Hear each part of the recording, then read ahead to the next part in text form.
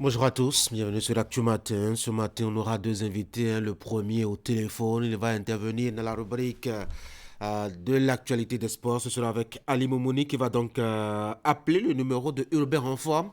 Hubert Renfort, c'est le coach adjoint de Coton FC. Coton FC, c'est un club qui est installé à Ouida et qui a participé à la Ligue pro au Bénin de la discipline, notamment le football.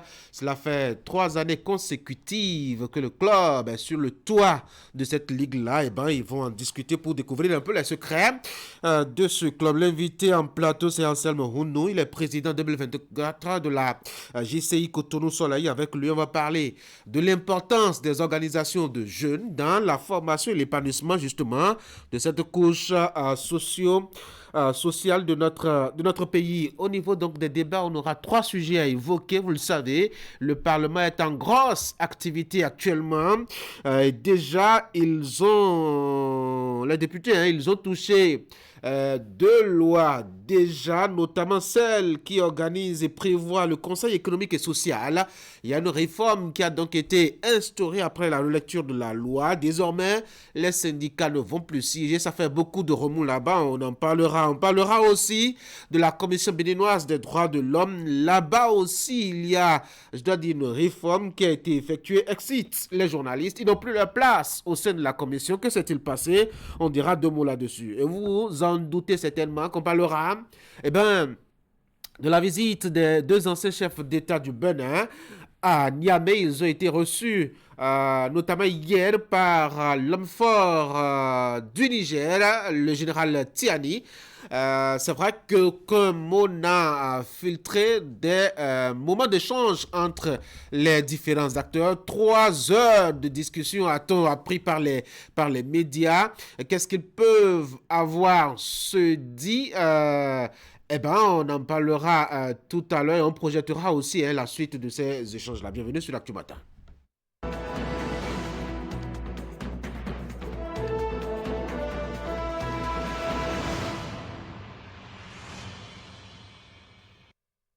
Voici chez vous la une des journaux pour ouvrir donc Actu Matin ce matin. On va commencer par Fraternité, c'est notre habitude par ici. Après la rencontre avec Tiani, Soglo et Yahi doivent échanger avec Patrice Talon.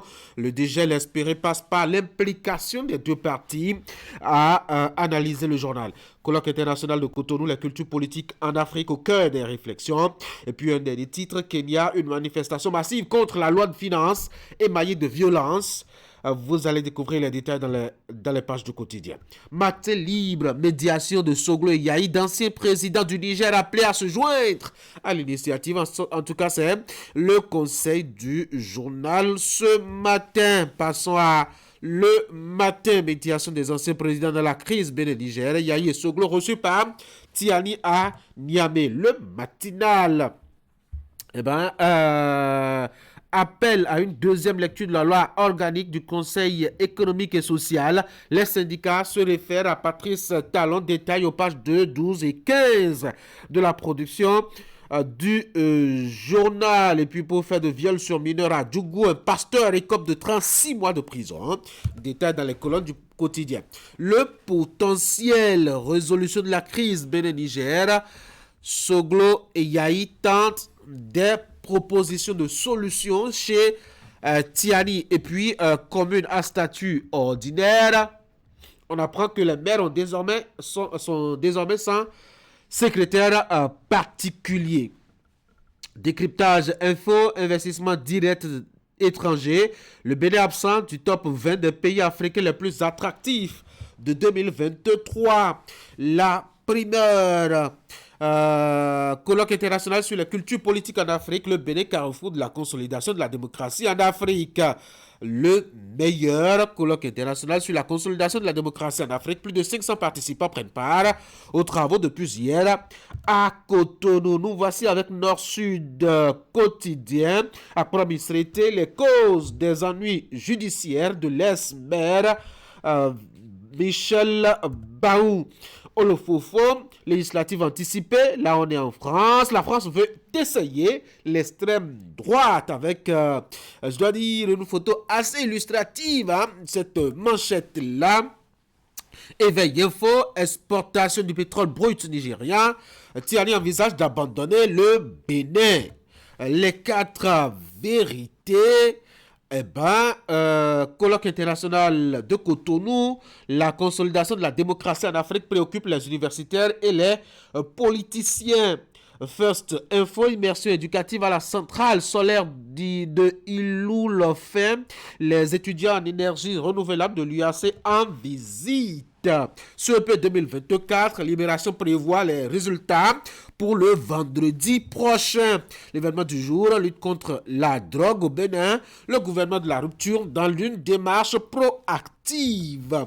Et nous voici de retour à la une de Fraternité pour la deuxième lecture après la rencontre avec Tiani. Soglo et Yahi doivent échanger avec Patrice Talon.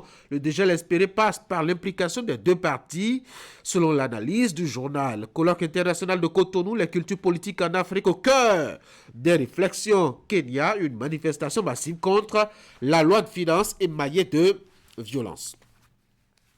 Voilà donc ce qu'on peut retenir. Hein. D'abord des quotidiens qui nous sont parvenus ce matin et puis de leur une, telles qu'elles se sont en tout cas investies donc à les faire paraître ce matin.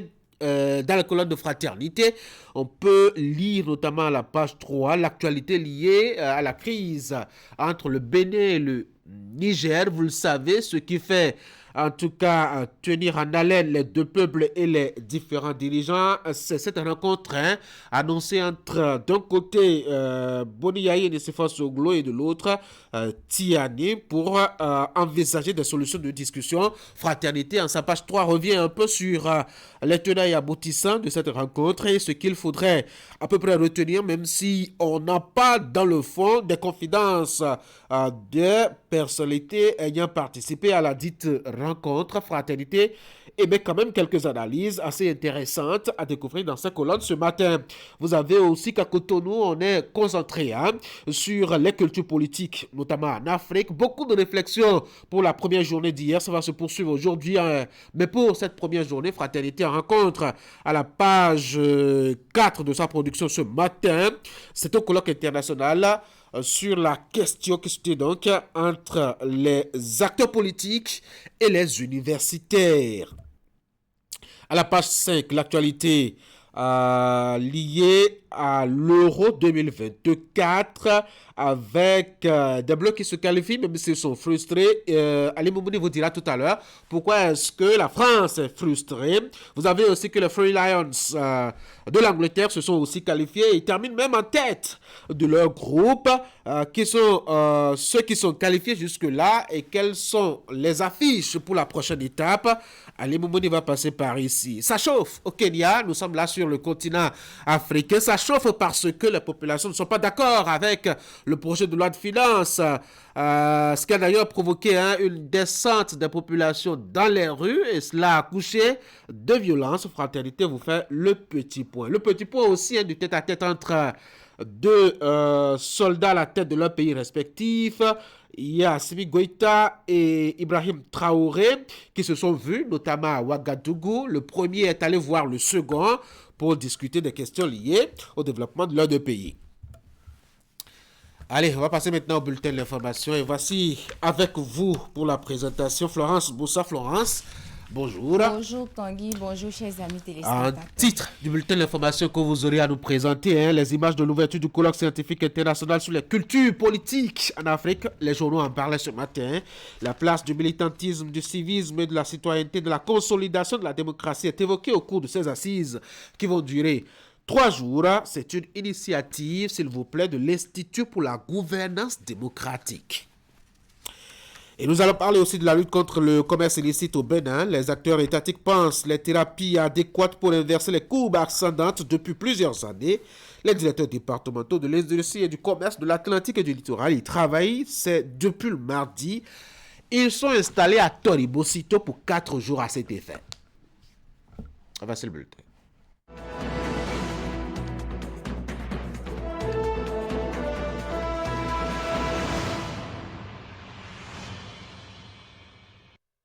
C'est le premier titre et on ouvre le bulletin par la Florence. Les travaux du colloque scientifique international portant sur le thème les cultures politiques en Afrique, militantisme, civisme et citoyenneté face aux défis de la consolidation démocratique sont ouverts depuis ce mardi au Palais des Congrès. C'est à Cotonou. C'est un rendez-vous scientifique et politique qui réunit les participants venus de plusieurs pays dans le monde. Les travaux vont permettre de réfléchir et de proposer des solutions sur la bonne marche de la démocratie en Afrique. Idrissou Boukari. 350 participants, dont 108 chercheurs et experts de 31 universités, 12 pays d'Afrique, d'Europe et des Amériques représentés, 69 communications programmées. Le colloque scientifique international sur les cultures politiques en Afrique s'ouvre ce mardi 25 juin 2024 à la salle rouge du Palais des Congrès de Cotonou. Un espace d'échange et de partage organisé par l'Institut pour la gouvernance démocratique en collaboration avec l'Assemblée nationale à travers l'Institut parlementaire du Bénin et l'Institut néerlandais pour la démocratie multipartite sur financement de l'ambassade des Pays-Bas près le Bénin. Mesdames et messieurs, le présent colloque international a pour objectif général d'analyser les mécanismes d'énonciation et d'émergence des cultures politiques africaines en lien avec les défis de consolidation de la démocratie en Afrique. Il se structure autour de 5 principaux axes thématiques définis ainsi qu'il suit. Civisme et incivilité, citoyenneté participative, culture politique et culture démocratique, parlement et consolidation démocratique, militantisme politique et social. Monsieur le Président de l'Assemblée nationale, distingués invités, en apportant sa caution à l'Institut parlementaire du Bénin et à l'Institut pour la gouvernance démocratique pour la tenue de ce colloque, l'Université d'Abomey-Calavi se dégage de tout parti pris politique, voire politicien.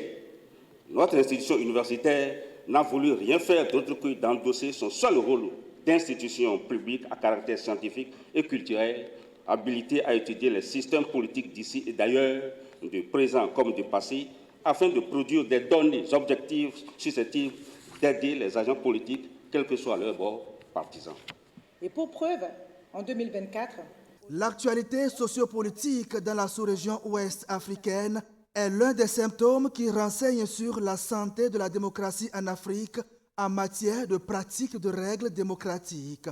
Ce colloque scientifique international se veut donc être une tribune de réflexion pour proposer des pistes de solutions pouvant permettre de renforcer le processus démocratique en Afrique. De nombreux pays africains, comme le nôtre, réussissent encore à organiser des élections libres et transparentes, à instaurer des réformes constitutionnelles et à promouvoir la participation citoyenne. Ces succès sont la preuve que la démocratie peut s'enraciner et prospérer sur notre continent. Distingués invités, mesdames et messieurs, ce colloque international réunissant des responsables d'institutions, des parlementaires, des acteurs politiques et des universitaires constitue une plateforme précieuse pour discuter, échanger et apprendre les uns des autres. Cette première vague de démocratisation a été suivie. La conférence inaugurale est animée par l'honorable Nassirou Bako Arifari, professeur titulaire de sociologie politique et ancien ministre des Affaires étrangères, sur le thème « Les cultures politiques face aux défis de la consolidation démocratique en Afrique ». Pour sa part, le président de l'Assemblée nationale, président d'honneur du colloque, ouvre la conférence plénière sur la thématique « Le Parlement béninois dans la longue marche de consolidation démocratique ». Après le Palais des Congrès, c'est l'Université d'Abomey-Calavi qui va accueillir la suite des travaux les mercredis et jeudis prochains. Des cuisines de type moderne construites dans 25 établissements publics implantés dans les zones d'intervention de plan international Bénin. Les joyaux réalisés sur fonds propres de l'organisation ont été inaugurés et mis à la disposition des bénéficiaires. Les manifestations se sont déroulées à l'école primaire publique de Yokon dans la commune de Dangbo. Imet Hélène Amoussou. Les bâtiments sont réalisés sur fonds propres par Plan International Bénin. Inaugurés et mis dorénavant à la disposition des bénéficiaires, ils sont appelés à servir de lieu de cuisson des mets de la cantine scolaire, 25 au total. Les infrastructures sont réparties ainsi qu'il suit. 7 dans l'aire d'influence et de mise en œuvre des programmes de l'organisation à Djoun, 10 pour celui de Boïkon et 8 pour Natitengu. Cette action vise à contribuer à la promotion de l'éducation de base dans un environnement qui favorise la rétention des enfants et des filles vulnérables à l'école. C'est la contribution de Plan International Bénin pour aider nos filles à devenir fortes et engagées pour transformer le monde, leur communauté et le Bénin en général. À travers la promotion d'une éducation sûre, inclusive et de qualité. Fruit du plaidoyer des partenaires techniques et financiers du secteur de l'éducation, ces cuisines viennent changer les conditions de cuisson des repas de milliers d'apprenants ainsi que de plus d'une centaine d'enseignants et autres acteurs des cantines scolaires de 25 établissements primaires et publics. Ces actions concourent sans embâche à l'atteinte des objectifs de nos plans communaux de développement, tout en conviant les désormais utilisateurs de ces joyaux à en faire un usage judicieux. Nous prenons le ferme engagement de faire un bon suivi de l'utilisation de ces infrastructures. Dans cette mouvance, j'invite les bénéficiaires à respecter leurs engagements pris en vue d'accorder toute l'attention requise à ces joyaux, seul gage de l'inscription de leur usage dans la durée à des fins qui ont réellement motivé leur construction. Tout comme ces derniers, 80 associations de mères d'enfants parrainées des communes d'Adjong, Bonou, Dangbo et Adjawere ont bénéficié du soutien du même partenaire. Divers équipements, dont des dépulpeuses, râpeuses et un ensemble de matériel jardinatoire leur ont été remis. L'objectif est de faciliter le travail à ces groupements, accroître leurs revenus pour leur marche vers l'autonomisation. En effet, le ministère des Affaires sociales et de la microfinance s'investit dans le renforcement des capacités des groupes organisés et sera très proche de vous afin de vous offrir, à la suite de cette remise, toutes les opportunités en matière de formation et d'accompagnement. Nous voudrions exhorter à cet effet toutes les parties prenantes à s'activer sur le terrain afin de faciliter à nos partenaires, en l'occurrence Plan International Bénin, la mise en œuvre des projets transformateurs et d'autres initiatives à venir dans nos communautés. Évalué pour un montant total de 129 822 253 francs CFA, ces investissements du Plan International Bénin viennent pour soutenir les efforts du gouvernement dans les domaines ciblés. Les directeurs départementaux de l'industrie et du commerce de l'Atlantique et du littoral se sont donné rendez-vous ce mardi à Toribo-Sito, une rencontre de 4 jours qui se présente comme un cadre de réflexion autour des stratégies pouvant améliorer la lutte contre le commerce illicite au Bénin. Ingrid Der. Comment lutter efficacement contre le commerce illicite au Bénin? La question fait débat au cours de cette première rencontre des directeurs départementaux de l'industrie et du commerce de l'Atlantique et du littoral au titre de l'année 2024. Ils croisent leurs idées afin d'améliorer les stratégies de lutte contre le commerce illicite sur l'ensemble du territoire national en vue d'accroître et d'améliorer les actions du ministère de l'Industrie et du Commerce. Ces rencontres constituent pour nous des moments d'échange et d'harmonisation de nos méthodes de travail et de pratiques de contrôle. La rencontre qui démarre aujourd'hui se veut être un creuset de réflexion, non seulement sur la production d'une banque de données déconcentrée des secteurs de l'industrie et du commerce, mais également sur la lutte plus accrue contre le commerce illicite afin de redorer le blason du ministère de l'Industrie et du Commerce. Nous nous réjouissons donc de cette initiative et osons croire que vous mettrez à profit ces assises pour inscrire votre ministère dans cette dynamique recherchée. Je me réjouis de votre présence massive en y percevant la traduction effective de votre volonté commune de faire de la lutte contre le commerce illicite notre cheval de bataille. Redorer le blason du MIC par la production d'une banque de données déconcentrée et une lutte plus accrue contre le commerce illicite. C'est le thème autour duquel s'animent les réflexions. Un rendez-vous qui traduit la volonté du ministère de l'Industrie et du Commerce de contribuer efficacement à l'ambition du gouvernement, celle d'améliorer la performance économique du Bénin.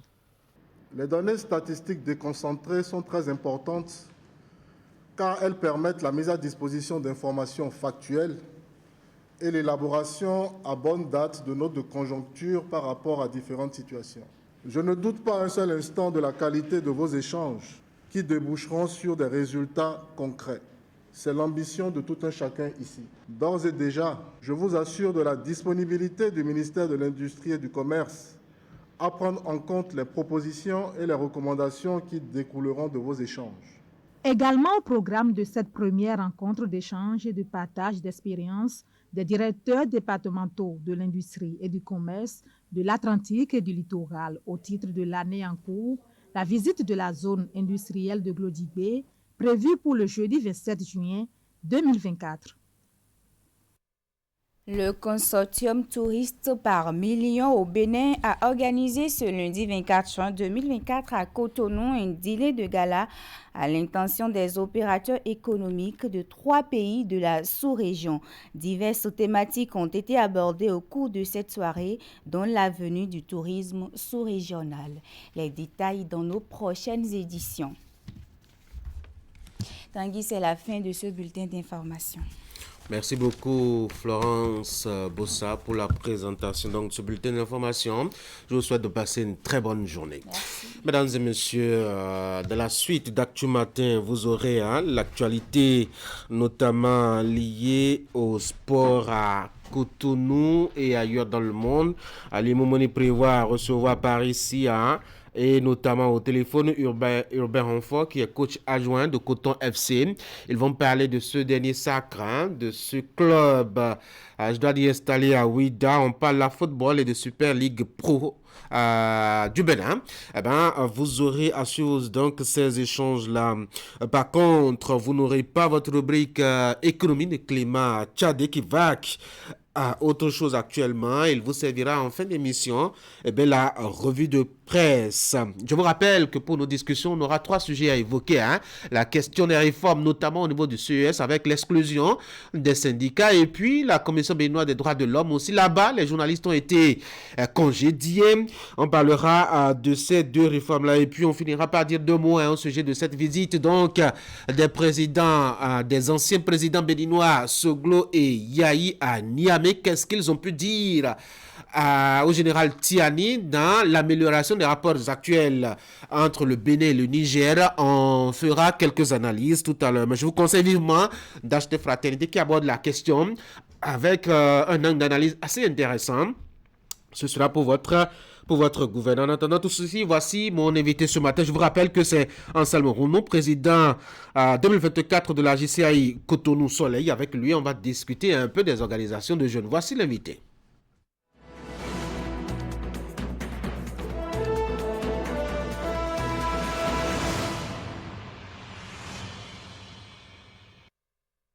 Monsieur Anselme Rounou, bonjour. Bonjour, monsieur. Je rappelle que vous êtes président 2024 de la JCI Cotonou Soleil.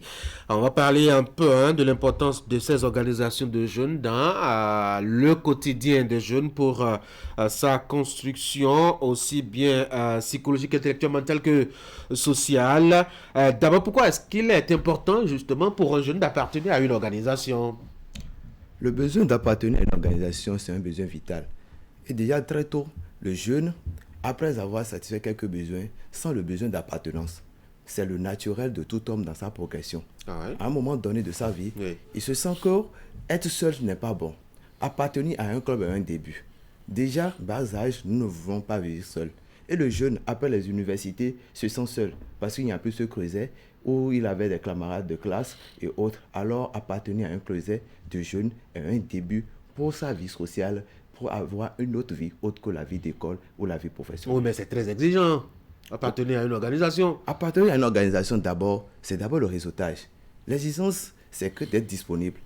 Et c'est des fois, c'est une rencontre par mois ou par semaine. Cela, c'est le début pour pouvoir s'intégrer dans la société, se faire de nouveaux amis et d'étendre son réseau d'affaires. C'est très important pour les jeunes parce qu'il n'y a pas d'évolution pour la jeunesse si éventuellement tu ne t'intègres pas. Mais qu'est-ce que des organisations de jeunes comme la JCI peut apporter à un jeune? Ok. Parlons de la JCI, c'est en réalité l'école de la vie. Lorsque nous finissons nos écoles, la licence ou le master, il y a une partie de la vie que nous ne comprenons pas, nous-mêmes. Laquelle? Le développement de leadership. Parce que nous sommes tous conscients qu'il n'y a aucune entreprise humaine qui ne peut développer et avoir du succès sans le leadership transformationnel de la part de ses dirigeants. Alors, très tôt, la JCI offre l'opportunité aux jeunes de développer leur leadership, d'avoir la capacité d'influencer un groupe d'individus et d'atteindre un objectif commun. Et sur ce, c'est à la JCI, on peut l'avoir dans une organisation où on donne les opportunités de formation en termes de prise de parole en public, en termes de capacité de triompher dans un débat, en termes de capacité de pouvoir se prendre en charge et de diriger une équipe. Tout ça, c'est la JCI qui offre cette opportunité avec la possibilité d'apprendre de ses erreurs, sans fracture. Oui, mais vous présentez bien l'organisation sous de beaux jours, mais c'est quand même des siècles où on se combat, où on a toutes, je dois dire, les compétitions. Et quand je parle de compétition, c'est à la fois positif et négatif dans tous les sens possibles, où le jeune parfois reçoit beaucoup de coups et s'en sort. Il y en a qui s'en sont sortis meurtris parfois de ces expériences.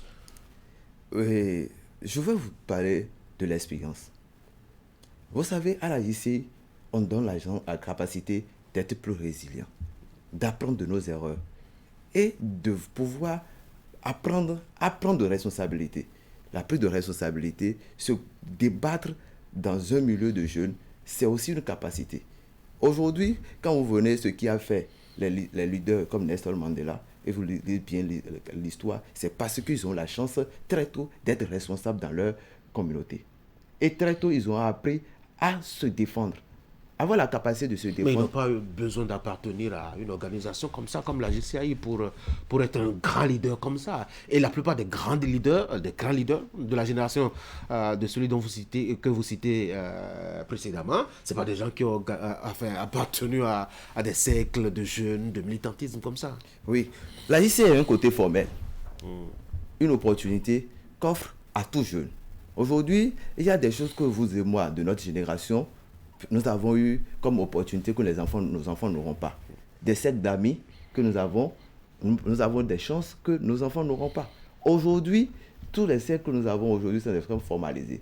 Les clubs de lecture pour les enfants, les clubs de ceci pour les enfants, les clubs d'amusement ou de théâtre pour les enfants. C'est déjà un réseautage. C'est un réseautage. C'est pour venir que, en réalité, les formes de réseautage que nous avons eu avant ne sont pas les mêmes aujourd'hui. Les cadres formels que la JCI offre aujourd'hui, c'est le cadre de réseautage des jeunes. Ils peuvent s'intégrer, se rencontrer parce que la tranche d'âge est connue de 18 à 40 ans. Et d'ailleurs, parlant de la JCI Cotonou Soleil, c'est le CREUSER qui offre aux jeunes de s'intégrer en utilisant le numérique, les services du numérique au développement de leadership. Et c'est aujourd'hui, vous voyez, quel que soit ce qu'on dit, quand tu es jeune aujourd'hui, on parle de la JCI, quel que soit là où tu es, tu sais qu'il y a une organisation qui s'appelle la JCI, qui offre l'opportunité à tout le monde de pouvoir prendre des responsabilités, de développer leur leadership et de se peaufiner. Parce que c'est de ça qu'il s'agit en réalité. Si nous voyons que les jeunes ne s'impliquent pas d'assez et qu'ils n'arrivent pas à prendre de courage pour prendre des responsabilités, c'est parce que la culture de prise de pouvoir, de prendre de responsabilités et de pouvoir exercer facilement cette responsabilité n'est pas notre apanage. Mais la JCI permet de lever ces doutes et de booster la capacité du jeune à atteindre ses objectifs et à prendre de responsabilités. Certaines langues disent que c'est des antichambres pour des sectes. Oui, en la matière, quand vous parlez d'antichambre des sectes, c'est quoi? Si on dit secte, je suppose qu'on ne vous a pas envoyé une invitation. Mais à la JCI, je suis venu ici. Vous avez vu une organisation venue ici, vous parlez de secte, que eux sont sectes. Oui, mais il n'y a pas de secte qui se présente sur la place publique pour dire je suis secte. Justement ça, heureusement, alors la JCI est sur la place publique, alors elle n'est pas une secte. Ouais. Alors, comment est-ce que vous mesurez l'impact que vous avez sur les jeunes qui passent à la JCI? Ok, lorsque vous regardez l'impact, vous voyez des jeunes qui viennent dans notre organisation, autrefois, ils n'ont pas la capacité de se tenir devant 2 personnes et de tenir un discours de 5 minutes. Automatiquement, tu viens à la JCI, on t'offre ça. Tu commences par t'exercer. D'ailleurs, il y a une école pour ça. Et tu apprends à prendre la parole. Tu sautes automatiquement la peur, la crainte. Triompher dans un débat, on t'apprend ça automatiquement. Et ceux qui s'exercent du jour au lendemain, parce que c'est ça l'exercice, plus tu t'exerces, tu apprends et tu évolues. Et à la fin, tu vois que tu commences par capitaliser. Dans ton milieu, automatiquement, tu deviens une nouvelle version de toi-même. Parce que tout change. Tout change jusqu'à ta manière de te présenter en public. Et là, le changement est automatique. Les témoignages en sont là. Les prises de responsabilité à travers, parce que la JCI nous demande, après d'avoir exercé, à à la JCI de pouvoir exercer ailleurs. Et les témoins sont légion. Quand vous avez un membre JCI dans votre entreprise, vous voyez que sa capacité à renouer avec la culture de l'excellence est très nette. C'est aussi sa nature de soumis qui change. Partout, il veut être chef, il veut être le leader, il veut être le patron.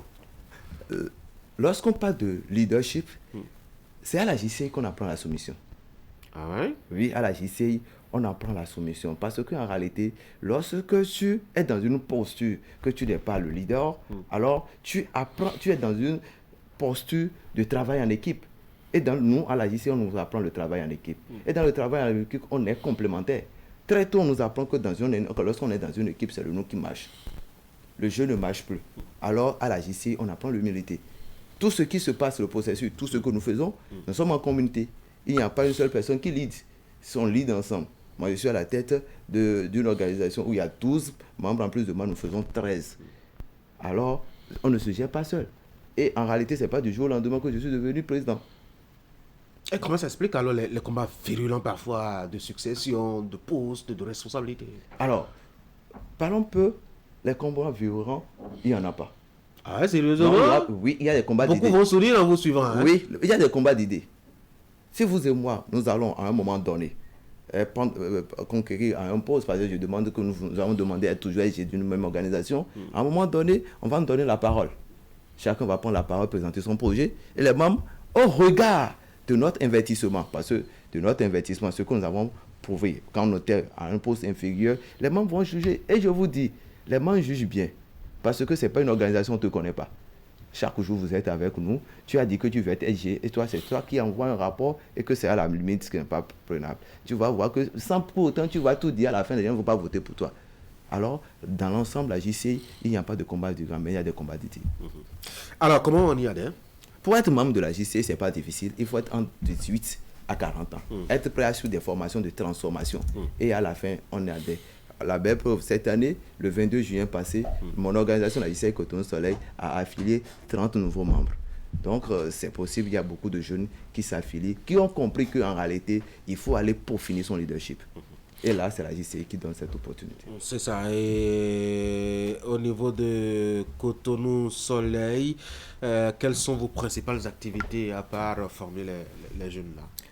À part la formation des jeunes, nous faisons des projets communautaires. Les projets au service des jeunes, d'accord, entamant les formations sur le renforcement des composantes des membres individuels et qui leur donnent les opportunités de se prendre en charge dans des petits métiers. Alors, au-delà de ça, nous faisons des projets communautaires. Par exemple, l'autonomisation des femmes, nous le faisons, et d'ailleurs cette année, nous allons le faire avec le 7e arrondissement et avec la CA qui est là. Alors, nous faisons aussi des formations, en tout cas des projets communautaires au profit des femmes vulnérables des violences basées sur le genre. Autre que ça, nous avons une école de jeunes leaders entrepreneurs qui forment les jeunes sur la vie associative, la vie économique, notamment entrepreneuriale, et la vie politique.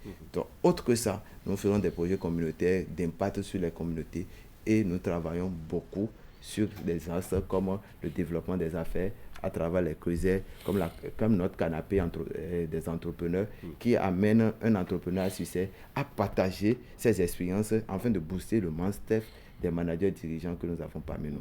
Vous devrez tenir normalement une assemblée générale le week-end écoulé. Oui, le week-end écoulé. Qu'est-ce qui s'est passé? Le week-end écoulé, nous avons tenu notre deuxième assemblée générale. C'était pour nous le temps de faire le point. Le point de quoi? Nous avons fait 5 mois de gestion, du 1er janvier 2024 au 31 mai 2024. Donc le 22 juin dernier, nous avons tenu notre point pour évaluer. 18 points étaient inscrits et nous avons évalué tous les programmes que nous avons mis en œuvre. Nous en avons 4. Et après ça, nous avons fait l'affiliation de nouveaux membres. Parce que, aussi vrai que notre organisation est attractive, ça a montré combien de fois que notre organisation peut mieux faire.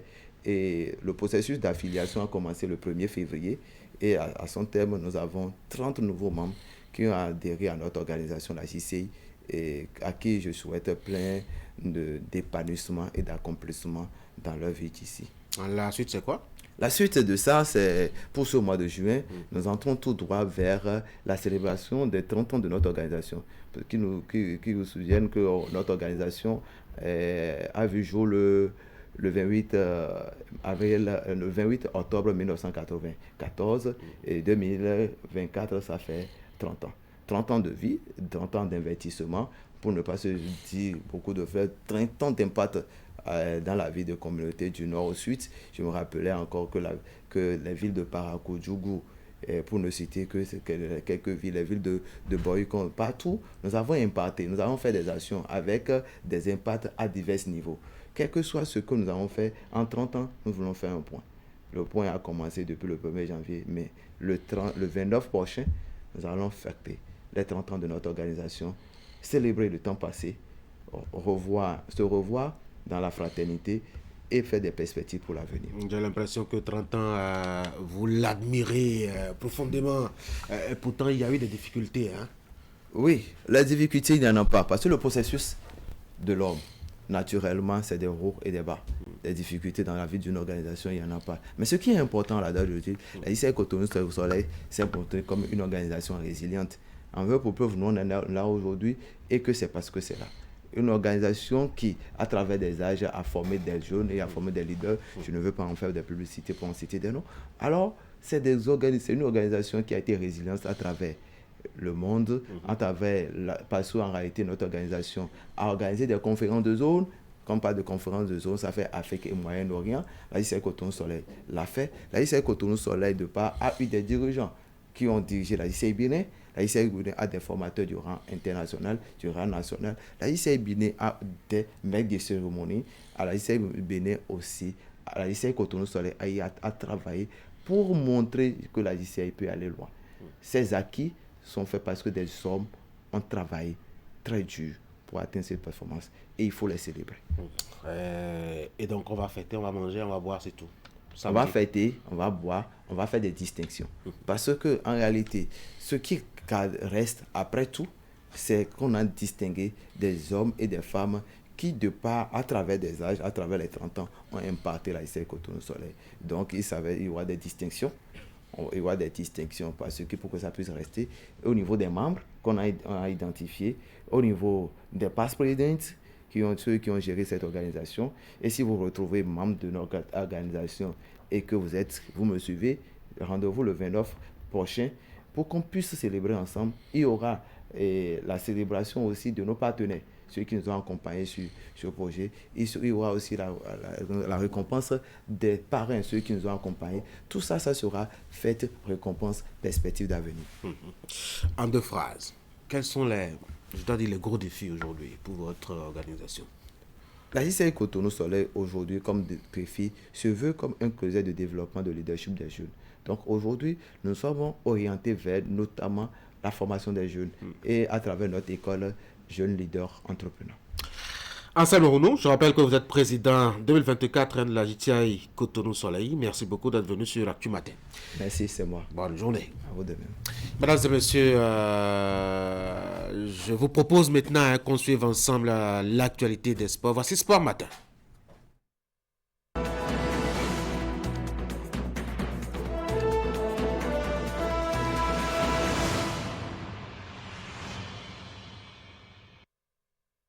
Et nous voici donc au rendez-vous de l'actualité des sports et ce matin au menu essentiellement du football et on va parcourir les continents, on va aller en Europe, on va aller en Amérique, on va revenir aussi en Afrique. Ali Mouni, bonjour. Bonjour. On commence par où? L'Europe? L'Europe, on va parler donc de l'euro. Hier, on s'attendait quand même à un choc assez intéressant entre l'Autriche et les Pays-Bas.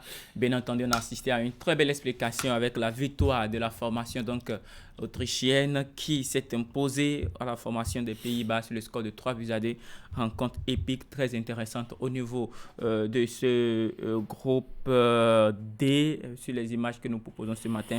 Rapidement, on va faire le point des différentes rencontres au cours de cette explication. Vous le voyez sur les images, c'est lui qui a terminé l'homme du match, Saviste, donc sur cette explication face aux Pays-Bas, rencontre très intéressante comme je le disais tout à l'heure. On fait rapidement le point, on commence déjà par vous présenter les différentes rencontres jouées hier en soirée au niveau du groupe C.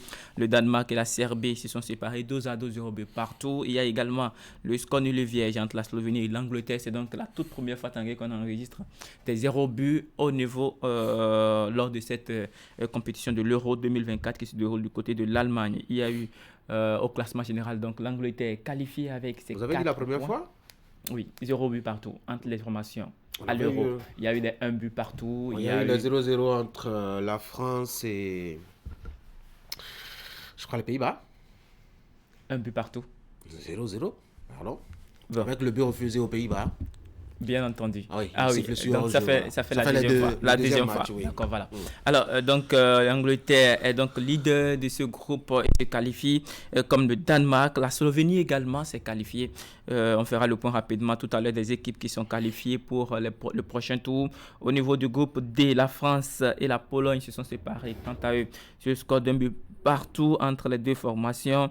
Au classement général, l'Autriche est donc leader, je dirais, contre toute attente, alors qu'elle avait perdu sa première sortie face à la France, assez curieux, bien entendu. Oui. La France est donc deuxième, les Pays-Bas sont troisième avec 4 points, meilleur troisième également, et qui compostent le billet qualificatif pour le prochain tour. C'est très triste pour mon ami Lewandowski. Bien entendu, qui sort donc de la compétition. On fait rapidement le point des différentes équipes qualifiées pour le prochain tour, donc c'est-à-dire les 16e de finale de l'Euro. Il y a donc l'Allemagne, l'Espagne, le Portugal, la Suisse, l'Italie, on en parlait hier. L'Autriche, donc, s'est aussi qualifiée, la France, l'Angleterre, le Danemark, la Slovénie et les Pays-Bas. En attendant donc les dernières rencontres aujourd'hui au programme. On aura donc au niveau du groupe E, la Slovaquie qui affrontera la Roumanie. Voici un groupe assez intéressant. Toutes les équipes ont au classement général 3 points. Et donc ce soir, on saura laquelle de ces équipes passera, ou bien du moins, est-ce qu'il y aura encore peut-être un match nul pour que toutes les équipes... Ça va être davantage compliqué. On va commencer à faire les petits calculs d'épicier.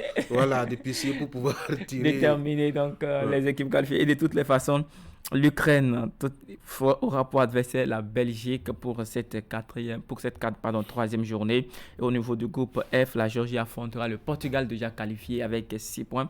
Et donc, l'équipe de la République tchèque aura pour adversaire la Turquie. La Turquie qui a également besoin d'une victoire pour s'offrir donc une qualification. On fait rapidement le point de classement général au niveau de ces deux groupes en attendant les rencontres de la troisième journée, décidément, avec la 4e journée depuis ce matin.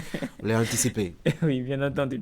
Alors, donc, au niveau du groupe E, il y a la Roumanie qui est leader au niveau de ce groupe, la Belgique également, la Belgique est deuxième au classement général avec 3 points également, la Slovaquie 3 points et l'Ukraine qui est 4e avec 3 points aussi. Rien n'est encore joué de toutes les façons. Au niveau du groupe F, on aura donc le Portugal déjà qualifié qui est leader, la Turquie est deuxième et a besoin certainement d'une victoire pour pouvoir, je dirais, éviter tout débat. De toutes les façons, un match nul sera aussi peut-être, je dirais, avantageux pour cette formation. Absolument, la République tchèque, à tout point de vue, oui. La République tchèque est 3e avec 1 point, moins 1, et la Géorgie est donc dernier au classement, toujours avec 1 point, mais cette fois-ci, moins 2 au classement général. On file en Amérique pour parler donc de la Copa América qui se déroule actuellement pour cette compétition. Les rencontres de la deuxième journée ont démarré donc depuis hier 23h et la première explication était entre donc le Pérou et la formation du Canada. Le Canada qui s'était incliné au niveau du groupe A d'entrée face à l'Argentine 1-0 à l'arrivée. Le Canada s'est racheté cette fois-ci et se relance donc au niveau de ce groupe A en s'imposant 1-0 face à son adversaire du Pérou. Donc après ça, à 2h ce petit matin de ce mercredi, l'Argentine donc était face au Chili, rencontre qui s'est soldée sur le score d'1-0 au profit donc de la formation argentine. La suite, ce sera donc aujourd'hui pour les rencontres toujours de la deuxième journée au niveau du groupe B. L'Équateur affrontera donc à 23h l'équipe de la Jamaïque. Et puis au petit matin donc de ce jeudi, donc demain à 2h, le Venezuela aura pour adversaire le Mexique, Tanguy, pour ce qui concerne donc la Copa América actuellement en cours. Depuis quelques années, Tanguy, il y a eu assez de changements. On est déjà au plan national. En Afrique, il y a eu assez de changements constatés au niveau de certains clubs béninois, notamment un changement de paradigme, ce qui, je dirais, explique d'une manière ou d'une autre l'hégémonie donc de Coton FC depuis 3 ans dans le championnat national. Cette formation qui vient encore de remporter le championnat national pour la 3e fois, je dirais, d'affilée sans aucune interruption. Et cette formation qui représente l'un des clubs qui n'a pas véritablement fait succéder des entraîneurs au niveau de son banc. Il y a eu une bonne synergie d'action et la confiance renouvelée donc au staff de cette formation. À côté, il y a également d'autres équipes qui emboîtent le pas. Mais ceci a permis, je dirais, de constater une amélioration au niveau du championnat national de football. Lundi dernier, sur le plateau Canal Sport, nos consultants ont donné leur opinion sur ce sujet. On les suit très rapidement. Mais vous savez, jusqu'à la 16e journée, il y avait encore 6 à 7 équipes qui pouvaient encore jouer le titre. Justement, Coton s'est positionné à partir de la 19e journée. Oui, donc sur 6-7, le combat était encore rude. Et c'est après la 19e journée que Coton est venu véritablement en lutte et pour pouvoir aller récupérer son trône entre griffes. Mais moi, je voudrais noter que chacune des équipes a eu le même nombre de matchs. Justement. Et donc, c'est la gestion qui a été faite au niveau du staff, au niveau du board. Parce que c'est ce que vous insulfez à vos joueurs en tant que dirigeants, à votre encadrement technique en tant que dirigeant. C'est ça que l'encadrement technique rejaillit sur les joueurs. S'il y a une ambiance, qui est une ambiance festive, une ambiance de convivialité, une ambiance des grands jours que vous passez à chaque fois, de vie commune, de vie de famille autour d'une équipe, elle est toujours différente contre dans un autre club où il y a une ambiance délétère, où il y a des patrons qui sont repêchés, qui donnent des ordres aux techniciens qui doivent l'appliquer parce que c'est des robots. Si ce n'est pas ça, c'est qu'ils passent de côté. Il n'y a pas une synergie. Il n'y a jamais de synergie. Il n'y a jamais de synergie quand le chef, les dirigeants, les staffs et les joueurs. Quand il n'y a pas de synergie, vous n'avez pas le résultat. Vous imaginez que dans le championnat béninois, des joueurs viennent beaucoup de la sous-région. Je ne parle pas d'un passé lointain où on peut vous dire qu'au sein des Dragons, au sein de Mongas 90, il y avait la même volonté, la même motivation. Mais à un moment donné, le feu s'était éteint. Mais j'ai revu encore un football béninois qui a attiré des joueurs de la sous-région, pas forcément les bras cassés, mais des joueurs de la sous-région qui ont prouvé quelque chose. C'est pour vous dire on a progressé. Qu'on le veuille ou pas, c'est vrai, on a décrié le format parce que ça ne rend pas forcément performant nos clubs. La preuve, quand on va sur le continent, on ne s'en sort pas forcément.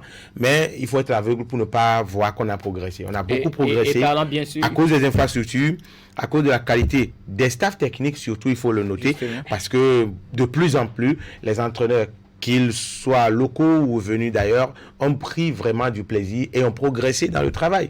Il faut transformer des joueurs qui ne sont forcément pas sortis des grands centres de formation à en faire des professionnels. C'est un effort. Donc, les staffs ont progressé. Les staffs ont fait progresser des joueurs. On a vu du spectacle. C'était plus amélioré. Et quand vous regardez le football, j'ai vu, quand Marwan citait les clubs tout à l'heure, les clubs qui ont du beau jeu, il n'a pas cité Cavalier de Niki. Il n'a pas cité Bani Gansé qui a fait une très belle saison. Je vous assure, quand vous les voyez jouer, vous avez l'impression que ce ne sont pas des clubs béninois, c'est du beau jeu, ça produit du jeu, c'est fluide, ça va... on a envie de les revoir. Donc je me dis, on a progressé, il faut le reconnaître. Il va falloir garder le cap et chercher à mieux faire. Je pense que si on ne chute pas, si les querelles intestines n'arrivent pas, c'est que dans 2 ans, 3 ans, on parlerait encore plus d'un Bénin. Et donc ça commence déjà à devenir assez intéressant. C'est l'une des toutes premières fois où le championnat, le vainqueur du championnat a été déterminé jusqu'à l'ultime rencontre de la saison Tanguy. Voilà un peu, on doit dire, cette analyse qu'il faut faire. Mettons au sujet donc de cette ascension assez fulgurante et de dernière minute de Coton FC pour se hisser à la tête donc de la Super League Pro. Nous parlons là de football, la Ligue. Oui. Justement, on devrait recevoir au téléphone le coach adjoint de cette formation qui est CICA, faut-il dire, sur le toit du Bénin depuis 3 ans et qui refuse de descendre à la limite. On devrait recevoir donc Hubert Renfort. Qu'est-ce qui s'est passé? Bon, disons un souci technique, certainement on y reviendra avec lui, sur la résilience de l'équipe de Coton. Tout ce qui a été fait, on a vu cette formation en difficulté, que ce soit lors de la Ligue Pro, la première partie du championnat, et également lors de la Super Ligue Pro. Il a fallu attendre la 19e journée pour voir cette formation sur les 24, retrouver son élan, se positionner dans le cercle fermé des top 3, avant maintenant d'aligner, je dirais, des victoires, des succès, et puis se retrouver finalement à disputer la dernière rencontre sur ses propres installations à une longueur seulement de son dauphin, et finalement s'imposer 2-0 et remporter le titre. Quelques soucis donc à se mettre en connexion avec Urbain Enfant. C'est tellement qu'on va l'avoir pour une autre occasion. Mais la toute première, dois-je dire, et la merveille de cette saison, c'est quand même la JFC qui s'est ici à la deuxième place. Justement, une équipe qui n'était pas du tout attendue à ce niveau.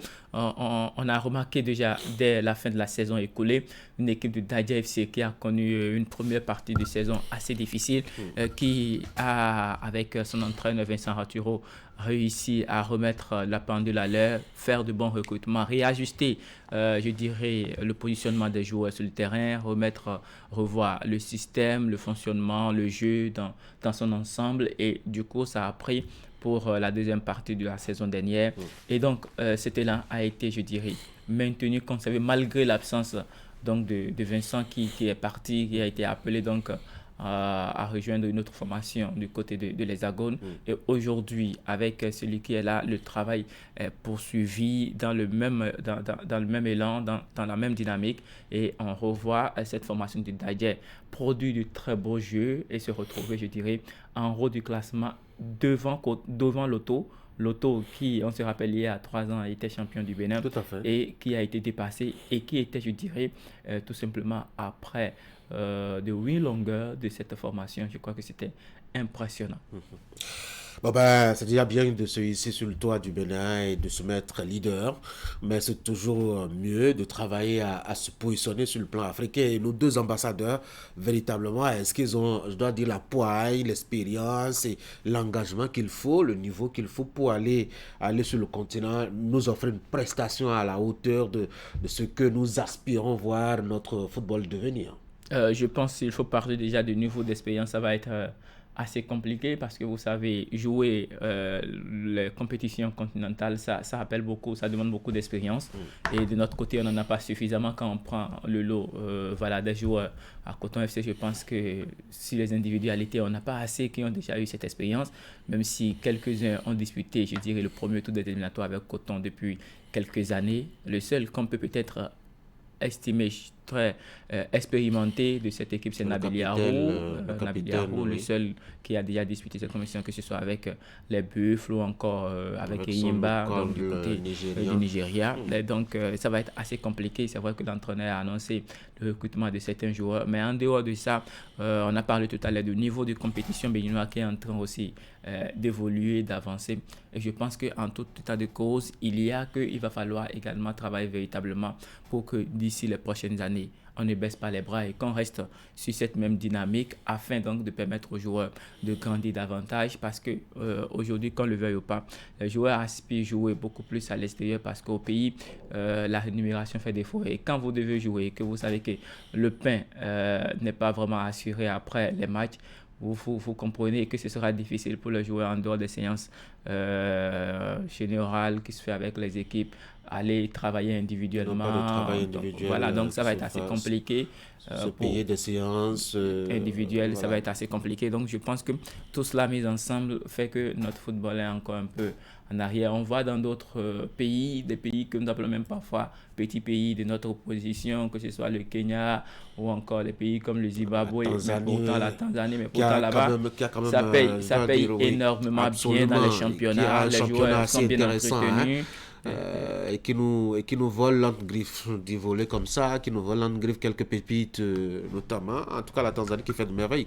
Pour ce qui concerne, je dois dire, son championnat. Bien entendu, et il paye également bien le joueur, donc ça fait que le championnat progresse parce que tous les joueurs veulent jouer là-bas, et quand vous allez là-bas, vous devez être obligé d'être en bonne forme, d'être à un certain niveau, d'être performant pour pouvoir obtenir une place. Donc je pense que nous devons aussi de cultiver cette idéologie ici chez nous. C'est vrai que ça a commencé depuis quelques années, mais il va falloir poursuivre dans cet élan, encourager davantage les sociétés qui accompagnent. Mais ce qu'il ne faut pas oublier, il ne faut pas investir également sans pouvoir profiter de ces investissements, d'avoir aussi les retours sur investissement. C'est la plupart, je dirais, ce que nous faisons depuis quelques années, les équipes investissent, mais on se demande comment est-ce qu'ils gagnent. Oui, on est peut-être en train de labourer maintenant, de semer. Le temps de la récolte va venir parce que je crois que cette professionnalisation, en tout cas de cette façon-là, du football béninois, a démarré il n'y a pas longtemps. Donc, oui, justement, voilà pourquoi il ne faut pas reculer, il faut poursuivre parce que si on veut avoir le retour sur investissement, c'est vrai que ce n'est pas du jour au lendemain. Ce sont les mêmes joueurs qui sont là, qui sont en train d'être produits, qui peuvent être vendus plus tard et apporter de l'argent à la maison. Et donc, il va falloir poursuivre dans cette dynamique-là pour que dans les années à venir, les investissements ne soient pas vains. On a été content pour les Dragons de Lomé, en tout cas vers la fin de la phase aller. Les Dragons qui ont dégringolé jusqu'à la 5e place. Je ne dirais pas dégringoler, Tanguy. Je pense que c'était une très belle saison pour les Dragons de Lomé. Si on compare par rapport à la saison dernière où ils ont terminé 16e de la Super League, c'est-à-dire 16e, ça veut dire dernier de la Super League, et que cette saison, ils sont montés jusqu'à la 5e place. On imagine si la même dynamique est maintenue, puisqu'on a reçu en interview le président de ce club qui nous a expliqué un peu la nouvelle dynamique insufflée au niveau de cette équipe. Fait, donc, s'ils maintiennent l'élan et ils poursuivent le travail qui a démarré depuis le début de la saison, je pense que la saison prochaine, on verra un autre visage des Dragons de l'OME. Justement, je pense que c'est pratiquement la seule équipe qui a un psychologue qui travaille avec les joueurs, en dehors du staff qui est mis en place. Un psychologue, hein? Justement, un psychologue qui est un ancien joueur des Dragons de l'UEM. En plus. Vous voyez. Donc, je pense que c'est assez intéressant. Par contre, du côté des requins de l'Atlantique, ça ne va pas toujours. Non, rien ne bouge. Les requins ont terminé cette saison en bas de classement. Assez difficile pour cette formation des requins de l'Atlantique. Il y a eu des entraîneurs qui se sont cédés sur le banc cette saison. Et je pense que c'est de ça on parlait tout à l'heure avec les consultants qui l'ont expliqué. Il faille qu'il y ait ce qu'on appelle la confiance, une synergie d'action. Parce que gérer une équipe, c'est vrai qu'il faut avoir des objectifs de mieux se positionner, mais quand on va aussi trop vite aux besognes, on n'arrive pas vraiment à atteindre les bons résultats. Le mieux, c'est de recruter un entraîneur, lui accorder la confiance, définir un projet sur peut-être 2-3 ans et voir ce que ça donne. Maintenant, ça me rappelle juste le club de Chelsea en Angleterre qui ne fait que succéder des entraîneurs. Et souvent, c'est compliqué. Il faut faire confiance à un entraîneur et ce qui est sûr, ça finira par prendre avec le temps. On verra bien. En tout cas, c'est des clubs que nous avons eu beaucoup de plaisir à suivre. Dragon de l'OME, Requin de l'Atlantique, c'était les formidables clubs du championnat béninois sur de longues périodes, sur de longues années, sur de longues décennies. On espère bien que ces équipes vont retrouver leur allant et nous faire revivre les bons moments du football du Bénin. Surtout, pourquoi pas, faire défiler par ici à Cotonou de grosses stars comme par le passé sur le continent. Justement, pour la petite anecdote, j'ai rencontré un jour comme ça un ancien candidat à la présidentielle qui me demandait mais comment ça se passe, comment ça se fait pour qu'aujourd'hui on ne sente pas l'engouement d'avant autour des équipes au Bénin et tout ça. Et qu'avant, lui, étant jeune, son papa l'a inscrit, il avait sa carte de membre, de supporter des Dragons de l'UEM. Pourtant, il était, lui, de l'Atlantique. Mais pourtant, du fait que son papa travaillait donc à Porto-Novo, il s'est fait que lui, le papa, était fan des Dragons. Okay. Et lui, il était obligé d'être. Il a adhéré depuis son très jeune âge et qu'il était fan des Dragons et que jusqu'à présent, il est toujours fan des Dragons. Mais qui ne comprend pas pourquoi aujourd'hui la jeune génération ne suit pas. La jeune génération est abonnée Canal Plus avec les Real Madrid. Oui, avec les Real Madrid ils sont là à s'arracher des dents pour dire qui est bon entre Messi et Cristiano. De toutes les façons, on y arrivera. Il va falloir que de se concentrer sur le championnat national. Oui, et je pense que c'est aussi ça qui fait que voilà, les investissements que les clubs font ne produisent pas grand-chose. Parce que de l'autre côté, quand vous dépensez votre argent pour acheter pour faire des abonnements Canal+, pour regarder tout ça, les retombées, c'est au niveau des clubs européens, alors que nos clubs aussi en ont besoin. Le public béninois aujourd'hui est formaté d'une façon où, même s'il faut aller supporter l'équipe nationale, on attend que le gouvernement nous apporte déjà son soutien. Oui, il faut déclarer d'abord l'entrée gratuite. Voilà, il faut promettre que bon, si à la victoire, il y aura demain la journée fériée, chômée payée. Il faut attendre, après le match. Donc, tout ça fait que voilà. C'est compliqué, en effet. De toutes les façons, on espère que d'ici là, tout va changer. On va espérer vraiment. Ali Moumouni, merci beaucoup. J'ai bien discuté avec vous. C'était très intéressant. Merci. Bonne journée et à demain pour le dernier rendez-vous de la semaine, en tout cas pour l'équipe qui travaille de lundi à jeudi. Prenez soin de vous. Mesdames et messieurs, on va marquer maintenant la pause puisqu'on a fait défiler par ici beaucoup de rubriques. Voici maintenant l'instant de souffler.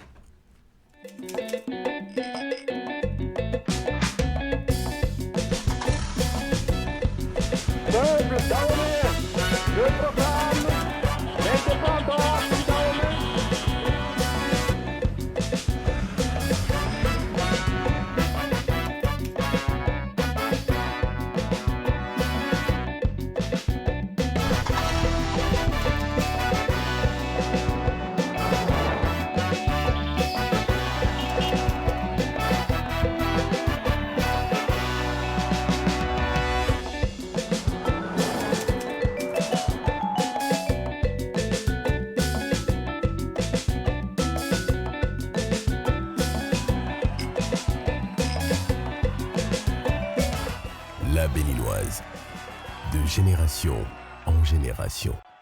Qualité Sobebra.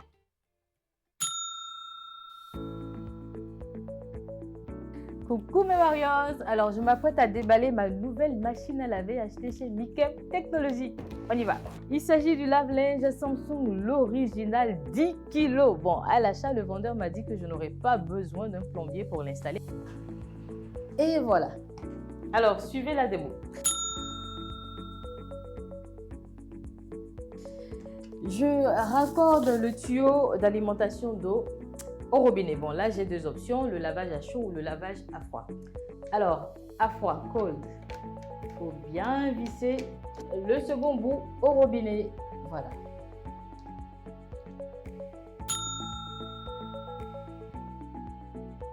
J'installe bien le tuyau d'évacuation. J'ajoute mon linge sale.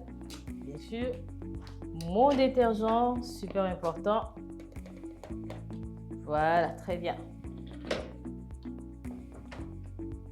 Et hop, c'est parti. Et voilà, faites comme moi, facilitez-vous la vie. Procurez-vous donc dès maintenant votre lave-linge dans l'une des boutiques Néo et Allo à partir de 279 900 francs CFA.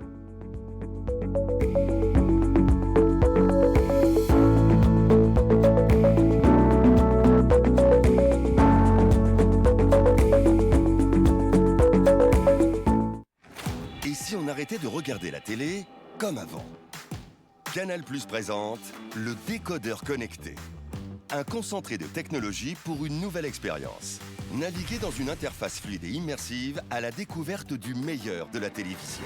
Plus de 50 000 programmes en replay et 300 chaînes en direct pour le plaisir de toute la famille. Prenez le contrôle du direct et revenez jusqu'à 8 heures en arrière. Grâce à la connexion Internet, gardez le signal même en cas d'intempéries. Nouveau décodeur connecté. Plongez dans la nouvelle expérience Canal+. Venez l'essayer.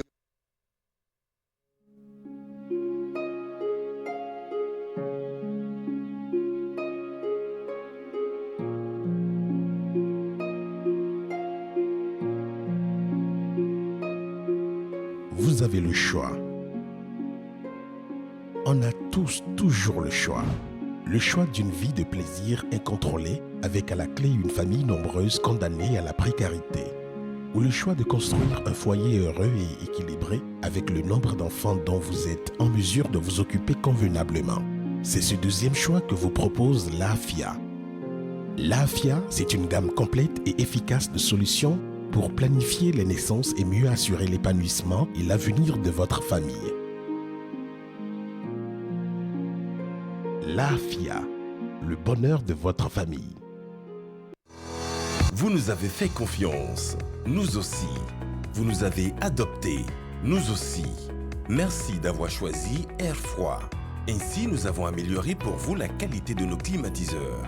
Nous avons développé une marque 100% écologique conçue spécialement pour notre climat tropical avec une basse consommation d'énergie électrique. Vous êtes en zone de baisse de tension? Adoptez le climatiseur Air Froid Inverteur, spécialement conçu et amélioré pour supporter de fortes baisses de tension. Visitez notre showroom à Cotonou, à 100 mètres de l'église Saint-Jean. Air Froid, des climatiseurs à basse consommation d'énergie électrique. Contact 61 17 63 77. Site web airfroidbenin.com.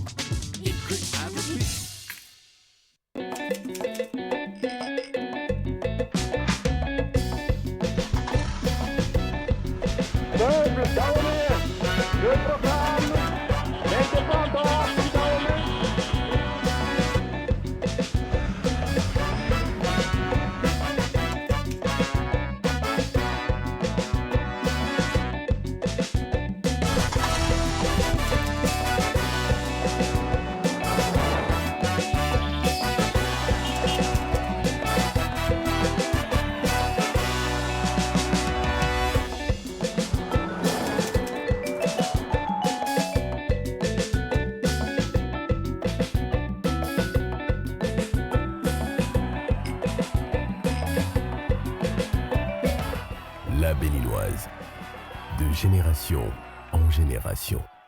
Qualité Sobebra. Vous nous avez fait confiance, nous aussi.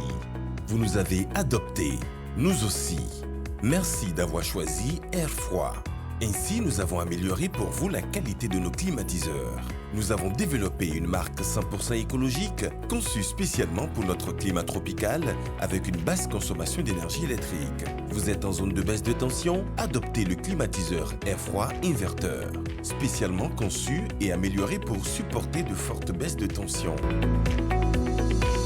Visitez notre showroom à Cotonou, à 100 mètres de l'église Saint-Jean. Air Froid, des climatiseurs à basse consommation d'énergie électrique. Contact 61 17 63 77. Site web airfroidbenin.com.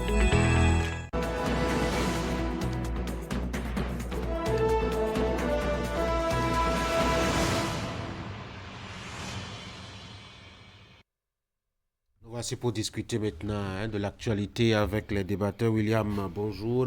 Bonjour. Franck, bonjour. Eric, bonjour. Deloche, bonjour. On va faire un tour d'horizon de l'actualité, notamment en 3 points. On va parler du Conseil économique et social. Avec la réforme intervenue récemment, les syndicats ne sont pas contents parce qu'on les a boutés dehors. Ils réclament leur retour au sein, en tout cas, de l'organisation. On verra bien d'abord quelle est la pertinence de la survie de cette institution et puis surtout la pertinence de la présence des syndicats en son sein.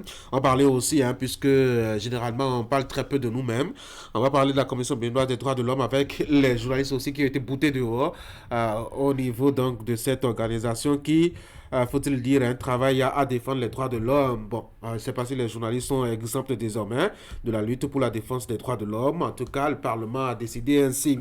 On pourra dire 2 mots au sujet de la visite des anciens chefs d'État Yahi et Soglo à Niamey. Ils ont été reçus par le général Tiani. On pourra dire 2 mots rapidement là-dessus. Alors, on commence par le tout premier sujet. C'est vrai que certains avaient commencé à se poser des questions sur la pertinence de son existence dans l'arsenal institutionnel démocratique du Bénin depuis 1990, à se poser des questions sur son importance et son apport à la survie démocratique et surtout au bien-être socio-économique du Bénin. Le Conseil économique et social, plutôt que d'être supprimé comme projeté par certains candidats à la présidentielle de 2016, a été revu dans son fonctionnement et comme premier élément de réforme, la suppression du poste des syndicats qui étaient représentés en son sein. Franck, ça fait 2 aspects à la fois. C'est pertinent de continuer à garder le Conseil économique et social. Si je m'en tiens un peu au rôle que joue cette institution de la République, je pense que ce n'est pas superflu de continuer par garder, disons, cette institution. Et ce qui est à noter, c'est que depuis que l'institution existe, je pense que elle a toujours été consultée, donné son avis sur des questions de développement. Et on a vu qu'avec l'ancienne composition, il y avait un peu de tout. Il y avait les représentants des artisans, il y avait les représentants des entrepreneurs, les représentants des travailleurs, que sont les centrales syndicales. Il y avait toute une composition qui permettrait, disons, de prendre leur avis sur certaines questions.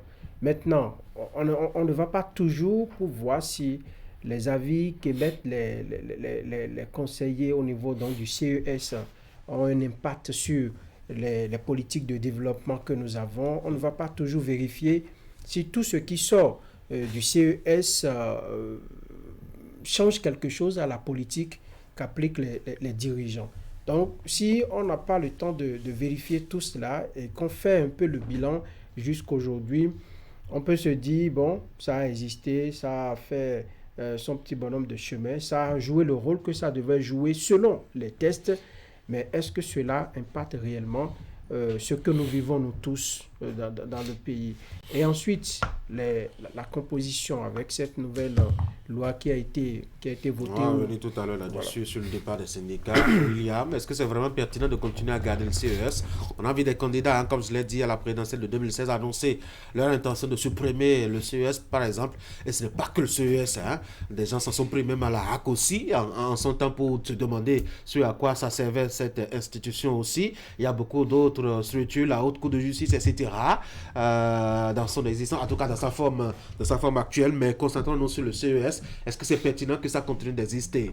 Il y a, après la création d'une institution, il y a bien une pertinence à faire le débat sur son efficacité et son apport 34 ans après son existence. Parce que c'est légitime de se poser des questions sur ce que cela apporte à notre démocratie.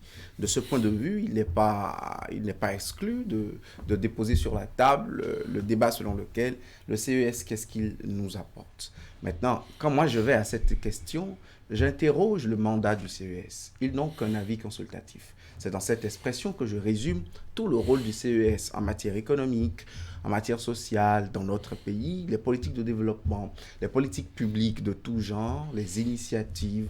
Ils n'ont qu'un avis consultatif dans leurs différentes sessions ordinaires et parfois des sessions extraordinaires quand l'actualité les y oblige. Et on les a souvent entendus faire des déclarations pour essayer de passer en revue des questions d'actualité. Ils déposent souvent des mémoires. Je ne me rappelle pas la dernière fois ils ont fait ça.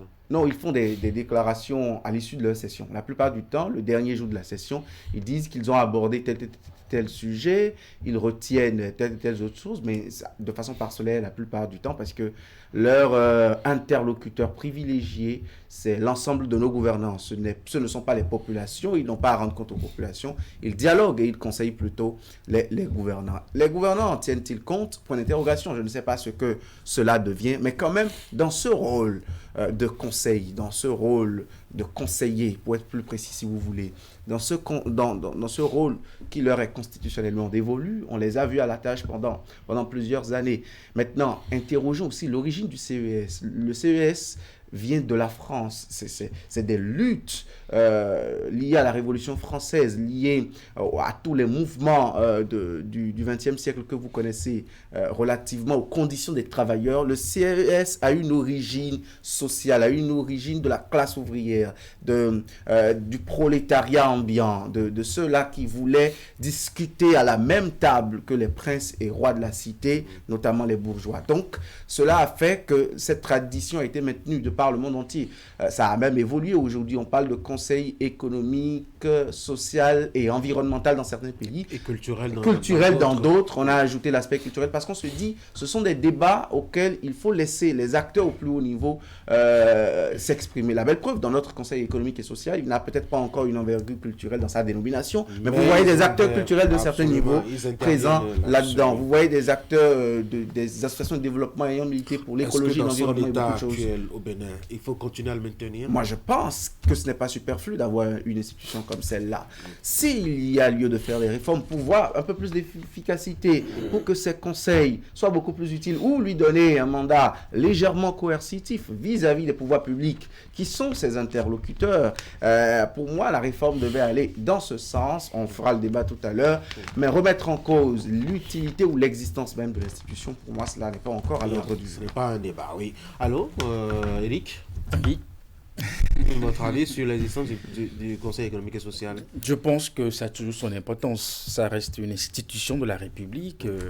C'est sûr et certain que quand on créait ça en 92, on se disait, n'est-ce pas, avec cette instance, on peut accompagner le pouvoir public avec des avis consultatifs. Écoutez, messieurs, dans votre budget, nous avons remarqué ceci. Nous vous proposons ceci, voyez-vous. Donc, ça aide toujours à accompagner un système qui est en place, de mieux structurer ses budgets, de mieux orienter ses politiques à l'endroit de la société. Et c'est d'ailleurs pour ça qu'au niveau du CES, vous avez, comment on dit, des représentants de plusieurs corps de la société, les syndicalistes, les artistes, et puis tout ça, et bien d'autres personnes, pour quand même qu'on puisse avoir des avis variés, n'est-ce pas, et que les propositions soient plus inclusives à la fin, pour permettre donc aux décideurs de prendre de bonnes décisions. Donc je pense que ça reste une institution importante dans notre République, dans la mesure où c'est toujours bien de conseiller, de proposer, d'orienter, n'est-ce pas, d'attirer l'attention des décideurs sur des urgences, n'est-ce pas, sur des préoccupations majeures. J'ai déjà vu des rencontres du CES ou des sessions où des thématiques abordées par de la cybercriminalité, des thématiques parlent de la cherté de la vie et bien d'autres sujets importants, n'est-ce pas, pour nos populations. Donc pour moi, c'est vrai, on peut toujours faire ce débat d'importance, d'opportunité, un peu comme également on fait ici ce même procès à la Haute Cour de justice qui, depuis sa création, véritablement n'a trouvé dans ce pays aucun corrompu, aucun ministre corrompu, et puis que tout ça. Or, ce n'est pas des dossiers de corruption qui n'existent pas. Oui, le riche. Oui. Je pense que l'institution peut toujours rester. Rester en ce sens que même si son mandat n'est que consultatif, on peut voir à l'interne la composition de sorte à la rendre beaucoup plus dynamique et beaucoup plus opérante. C'est vrai que pendant longtemps, on ne voit qu'une institution a priori entre griffes dormante. Même si les consultations se font de façon, je dirais, de façon privée avec le gouvernement, mais j'ai vu entre-temps les membres du CES aller sur le terrain pour aller constater certains faits au niveau de la population afin de pouvoir donner leurs consultations, faire des consultations beaucoup plus sérieuses. Et je crois que ça a été même relayé par les médias dans le temps. Ce n'est pas mal, c'est vrai que ça ne se fait pas souvent. Allez voir réellement comment vivent la population. Qu'est-ce qu'il faut, sur quel levier faut-il jouer pour donner beaucoup plus de poids aux décisions du gouvernement. Je pense que c'est des choses qui doivent se faire. Mais dans le fond, qui sont ceux qui conseillent? Donc c'est dans la représentativité des corporations que la structure doit pouvoir trouver réellement son ancrage pour pouvoir faire des consultations ou donner des conseils assez pertinents. Pourquoi? Si vous prenez des gens qui ne maîtrisent rien d'une certaine corporation, qui peut-être viennent maintenant découvrir cette corporation, et vous leur demandez de faire une consultation sur les leviers à bouger pour améliorer la vie des acteurs de cette corporation, ils ne vous donneront qu'un avis assez, disons, abstrait. Un avis qui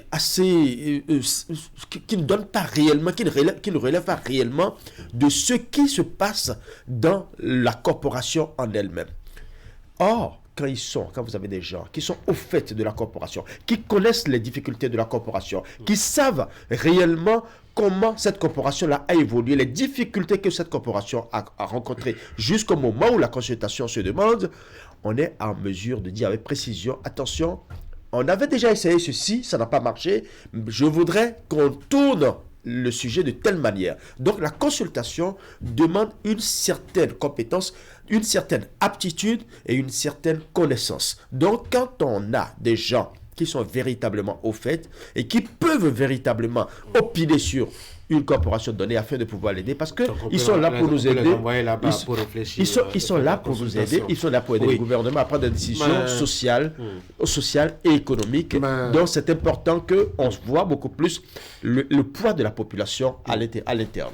Alors, si leurs avis ne sont que consultatifs et que personne n'est obligé, véritablement, s'il existe dans la société et dans la République des organisations socio-professionnelles, notamment d'agriculteurs, de leveurs, etc., toutes les différentes composantes qui animent la vie publique, professionnelle, sociale de la société existent et sont bien organisées, bien structurées. Les syndicats sont là, parler au nom des travailleurs, etc. Est-ce qu'on a besoin encore d'une structure où ils n'auront qu'à venir s'asseoir peut-être une fois ou deux fois l'année pour émettre des avis consultatifs, ou même celui qui décide n'y est obligé en rien du tout? Et alors là, en rien du tout, Franck?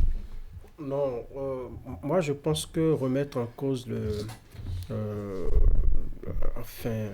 l'opportunité ou la nécessité de l'existence du CES, c'est peut-être insulter en griffe l'intelligence de ceux qui, il y a 32 ans, plus de 3 décennies en arrière. Il peut y avoir une réalité, il peut y avoir un contexte qui exigeait la création du CES il y a 30 ans. Et aujourd'hui, on peut se rendre compte que ce contexte a changé, on peut réadapter, non? Oui. On a révisé la Constitution en 2019, c'est pas une insulte pour ceux qui ont écrit la Constitution en 1990. Réadapter, d'accord, réadapter, mais pour ceux qui sont de l'école il faut faire partie, le CES, ça ne sert plus à rien. Je dis, ceux qui l'avaient créé, ils ont senti la nécessité et ils l'ont fait. Aujourd'hui, lorsque vous voyez un peu, il n'y a pas que le gouvernement que le CES conseille, il y a également le Parlement. Il arrive qu'on les consulte sur des questions. Et ce qui est intéressant, il y a une démarche qu'ils suivent là-bas aussi. Vous voyez, un peu comme les députés font des commissions d'enquête, ils vont sur le terrain.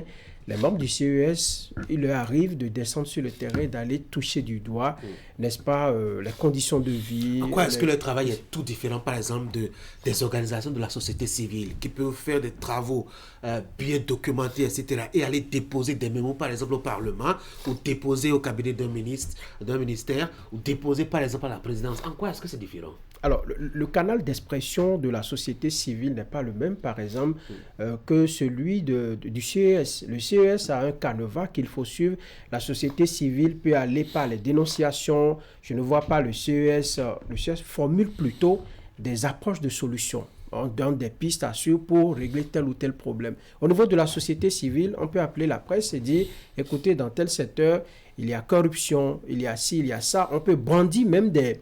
Ça, c'est plus proactif. Ça a même plus de résultats que de rester dans l'action timorée de dire on veut conseiller, on veut descendre, on veut conseiller. Non, parfois les conseils permettent de régler des problèmes. Ah oui. Hein. Autant que la dénonciation, mais chacun dans son rôle. Eric, et cela, c'est souvent en tant qu'institution. Le CES a un poids quand même pour pouvoir saisir les autres institutions ou attirer leur attention. Si chaque organisation socio-professionnelle doit rédiger un document et déposer à l'Assemblée nationale, j'imagine un peu... Non, s'il y a un sujet pertinent d'actualité vous voyez qui concerne la corporation, on saisit l'organisation professionnelle de la corporation pour les conseils. Encore qu'au niveau de chaque corporation, allez-y voir la bataille de qui va représenter qui, de quelle organisation est plus importante que telle organisation. Vous avez toute une panoplie. La guerre électorale qui a eu lieu pour désigner les représentants au niveau du Conseil économique et social la dernière fois. Et il y a même certains qui ont fui de la salle parce que paraît que les gris sont rentrés dans la salle. Vous avez appris ça? Au moins ici, vous avez un groupe formé avec un niveau de représentativité, n'est-ce pas, qui travaillent ensemble. Et donc, le document qui est produit, c'est un document unique dans lequel les avis y sont contenus, n'est-ce pas, et qui sont soumis à d'autres institutions à l'effet de voir, n'est-ce pas, ce qu'on peut tirer pour améliorer véritablement certaines choses. Moi, j'étais encore à l'université et là, je ne maîtrisais pas encore grande chose. Je travaillais dans un centre culturel et j'étais, étonné de voir un groupe de 4 personnes qui étaient en mission, c'était des membres du CES. Ce dont je vous parle, c'est un petit musée à Parakou. Et la mission, c'était de faire le tour de tout ce qu'il y avait comme musée, pour voir un peu ce qui se passe véritablement sur le terrain, qu'est-ce qu'on y retrouve au niveau de ces musées, quels sont les problèmes, les difficultés. Et après les échanges, c'était qu'ils prenaient véritablement note de ce qui se passait sur le terrain pour pouvoir informer, pour pouvoir formuler des doléances, pourquoi pas, au niveau du secteur. Il y a bien d'autres sujets également qui amènent les membres du CS à aller sur le terrain, à enquêter, à formuler. Après, vous savez, les choses peuvent évoluer. Aujourd'hui, le ministère de la Communication n'existe plus dans l'architecture du gouvernement. Ça a toujours existé par le passé, parce qu'on a senti, on a estimé qu'aujourd'hui, en fonction des réalités, la RAC peut peut-être jouer déjà ce rôle et puis tout ça. Et puis, le bleu n'est pas tombé. Nous continuons pas vivre. Donc, bon, on peut faire ce débat sur plusieurs paliers et voir aujourd'hui qu'est-ce que le CS, à partir du moment où les décideurs ne sont pas obligés de prendre en considération les avis du CS. Vous savez, peut-être c'est plutôt technique, mais le décideur pense au côté politique avant de prendre une décision. Et finalement, on peut finir une année où, au niveau du CS, on a fait un travail sans que cela ne soit pris en compte, que ce soit par l'Assemblée nationale. Alors, les syndicats ou par l'exécutif. Oui, sur la question très rapidement. Vous voyez, il y a le statut et les moyens qui ne sont pas les mêmes. Être une institution constitutionnelle à la même enseigne que les autres institutions constitutionnelles n'a rien à voir avec une organisation de la société civile. C'est beaucoup de sous, etc. Oui, les hauts conseillers de la République sont bien nantis. Les hauts conseillers de la République et des plaques bleues, ils sont bien nantis. On est parfaitement d'accord. Mais dans le conseil, ce n'est pas la même chose. La belle preuve, la société civile ne conseille pas les gouverneurs. Ils font du plaidoyer, ils font du monitoring, mais ils n'ont pas mandat à conseiller les gouverneurs. En qualité de quoi? Et surtout, vous savez, pour l'âme du CES, pour l'histoire du CES, je parie qu'on a colpoté, je crois avoir lu le professeur Philippe Nougenoum là-dessus, on a colpoté ce modèle français de CES pour rendre hommage à la lutte des travailleurs de la fin des années 90, sinon 89, qui ont conduit, ces mouvements qui ont conduit de part et d'autre à la conférence nationale. C'est une âme, c'est une matérialisation de l'histoire de ce pays d'une manière ou d'une autre. Et pour ça, ne serait-ce que pour ça, il faut travailler à voir là où il faut huiler la machine et non penser à sa suppression. Oui, mais si c'est justement pour les couches sociales qui ont contribué à l'avènement des assises de 90, pourquoi est-ce qu'on ne travaille pas à créer une chambre au Parlement pour leur faire avoir une place là-bas pour les débats liés justement à la création, au vote des lois qui impactent directement leur vie, plutôt que de passer par des conseillers. Je suis parfaitement d'accord avec vous, parce qu'aujourd'hui, dans les grandes démocraties, pas forcément une chambre, des métiers. Pas forcément une chambre, mais des quotas, un peu comme c'est fait pour les femmes, par exemple, encore que là-dessus, c'est discutable, parce que dans toutes les grandes démocraties aujourd'hui, les couches sociales les plus défavorisées participent à la prise de décision. Dans aucune grande démocratie aujourd'hui, on ne vote une loi sans les travailleurs, on ne vote une loi sans les artisans, sans les corps de métier. Ça, c'est les gros modèles de démocratie. Nous, ce qu'on a essayé d'implémenter, jusque-là, est-ce qu'on a même écouté les hauts conseillers de la République, le temps qu'ils ont fait de 92 à aujourd'hui pour penser à un modèle proactif plus grand. Maintenant, vous dites sur la question des syndicats, ils ne sont pas les seuls. Les associations sportives sont sorties du lot. Les associations, les syndicats des employeurs, on a remplacé que par le patronat tout court, et on a sorti également les deux représentants des universitaires. Pour moi, c'est... Comment est-ce qu'on a fait le débat? Comment est-ce qu'on a fait le casting? Vous avez entendu des débats? J'ai entendu. Moi, j'ai rien entendu venant la plénière. La plénière. J'ai écouté des choses qui m'ont arraché des sourires. Je me demande si nos députés s'informent, ils se documentent sur l'histoire de certaines choses dans notre République. Comment est-ce que l'âme de ce qui revient aux travailleurs est balayée du revers de la main par la présence des travailleurs? On remplit les corps de métier, on remplit de toute autre chose, sauf l'essentiel, les partenaires sociaux. Il n'était que 4 responsables syndicaux à représenter. Ok, dites-moi, on dit l'émanation de l'institution, c'est le dialogue social. Quel est le dialogue social que vous faites pendant que les partenaires sociaux les plus privilégiés sont out, ils sont dehors? Comment est-ce qu'on y a réfléchi? Quelle expertise a amené à ça? Maintenant, bon, je sais qu'on n'a pas vraiment bonne oreille pour les conseils depuis un moment chez nous, mais est-ce que c'est pour autant que des éclaireurs comme les universitaires, eux-mêmes, ils ont vendu leur peau, ils ne disent plus rien et ils se fouvoient leur langue les unes après les autres devant la chose politique, certes, mais est-ce que c'est pour autant que toute l'intelligentsia est pourrie pour qu'on balaye la présence des universitaires dans le CIS? On a manqué de faire le débat, vraiment. Les syndicalistes hors du Conseil économique et social, je pense que c'est une grave erreur. Les centrales syndicales hors de ce système, hors de cette structure, hors de cette institution, c'est une gravissime erreur. En ce sens que, c'est vrai que j'ai entendu parler des associations départementales de développement, d'accord, mais est-ce que vous savez le combat qui va encore se mener à la base et la qualité de représentativité justement de ces associations de développement et départementales de développement? Alors que quand on prend les centrales syndicales, c'est la somme de ceux-là, de ces travailleurs qui expriment à travers ces centrales leur voix. Ce qui veut dire que les centrales sont plus représentatives que ces associations de départements de développement parce que à la fin, qu'est-ce qui va se passer? Ici, on est en train de dire qu'on veut descendre la structure vers les départements. Mais le problème qui va se poser à la fin, c'est qu'au niveau des départements, on va se retrouver dans une guerre parcellaire, une guerre qui va faire sortir des gens qui ne vont pas véritablement représenter... mais les associations de développement étaient déjà dans le CES. Pendant que les syndicats et les autres y étaient. C'est ça justement qu'on veut utiliser.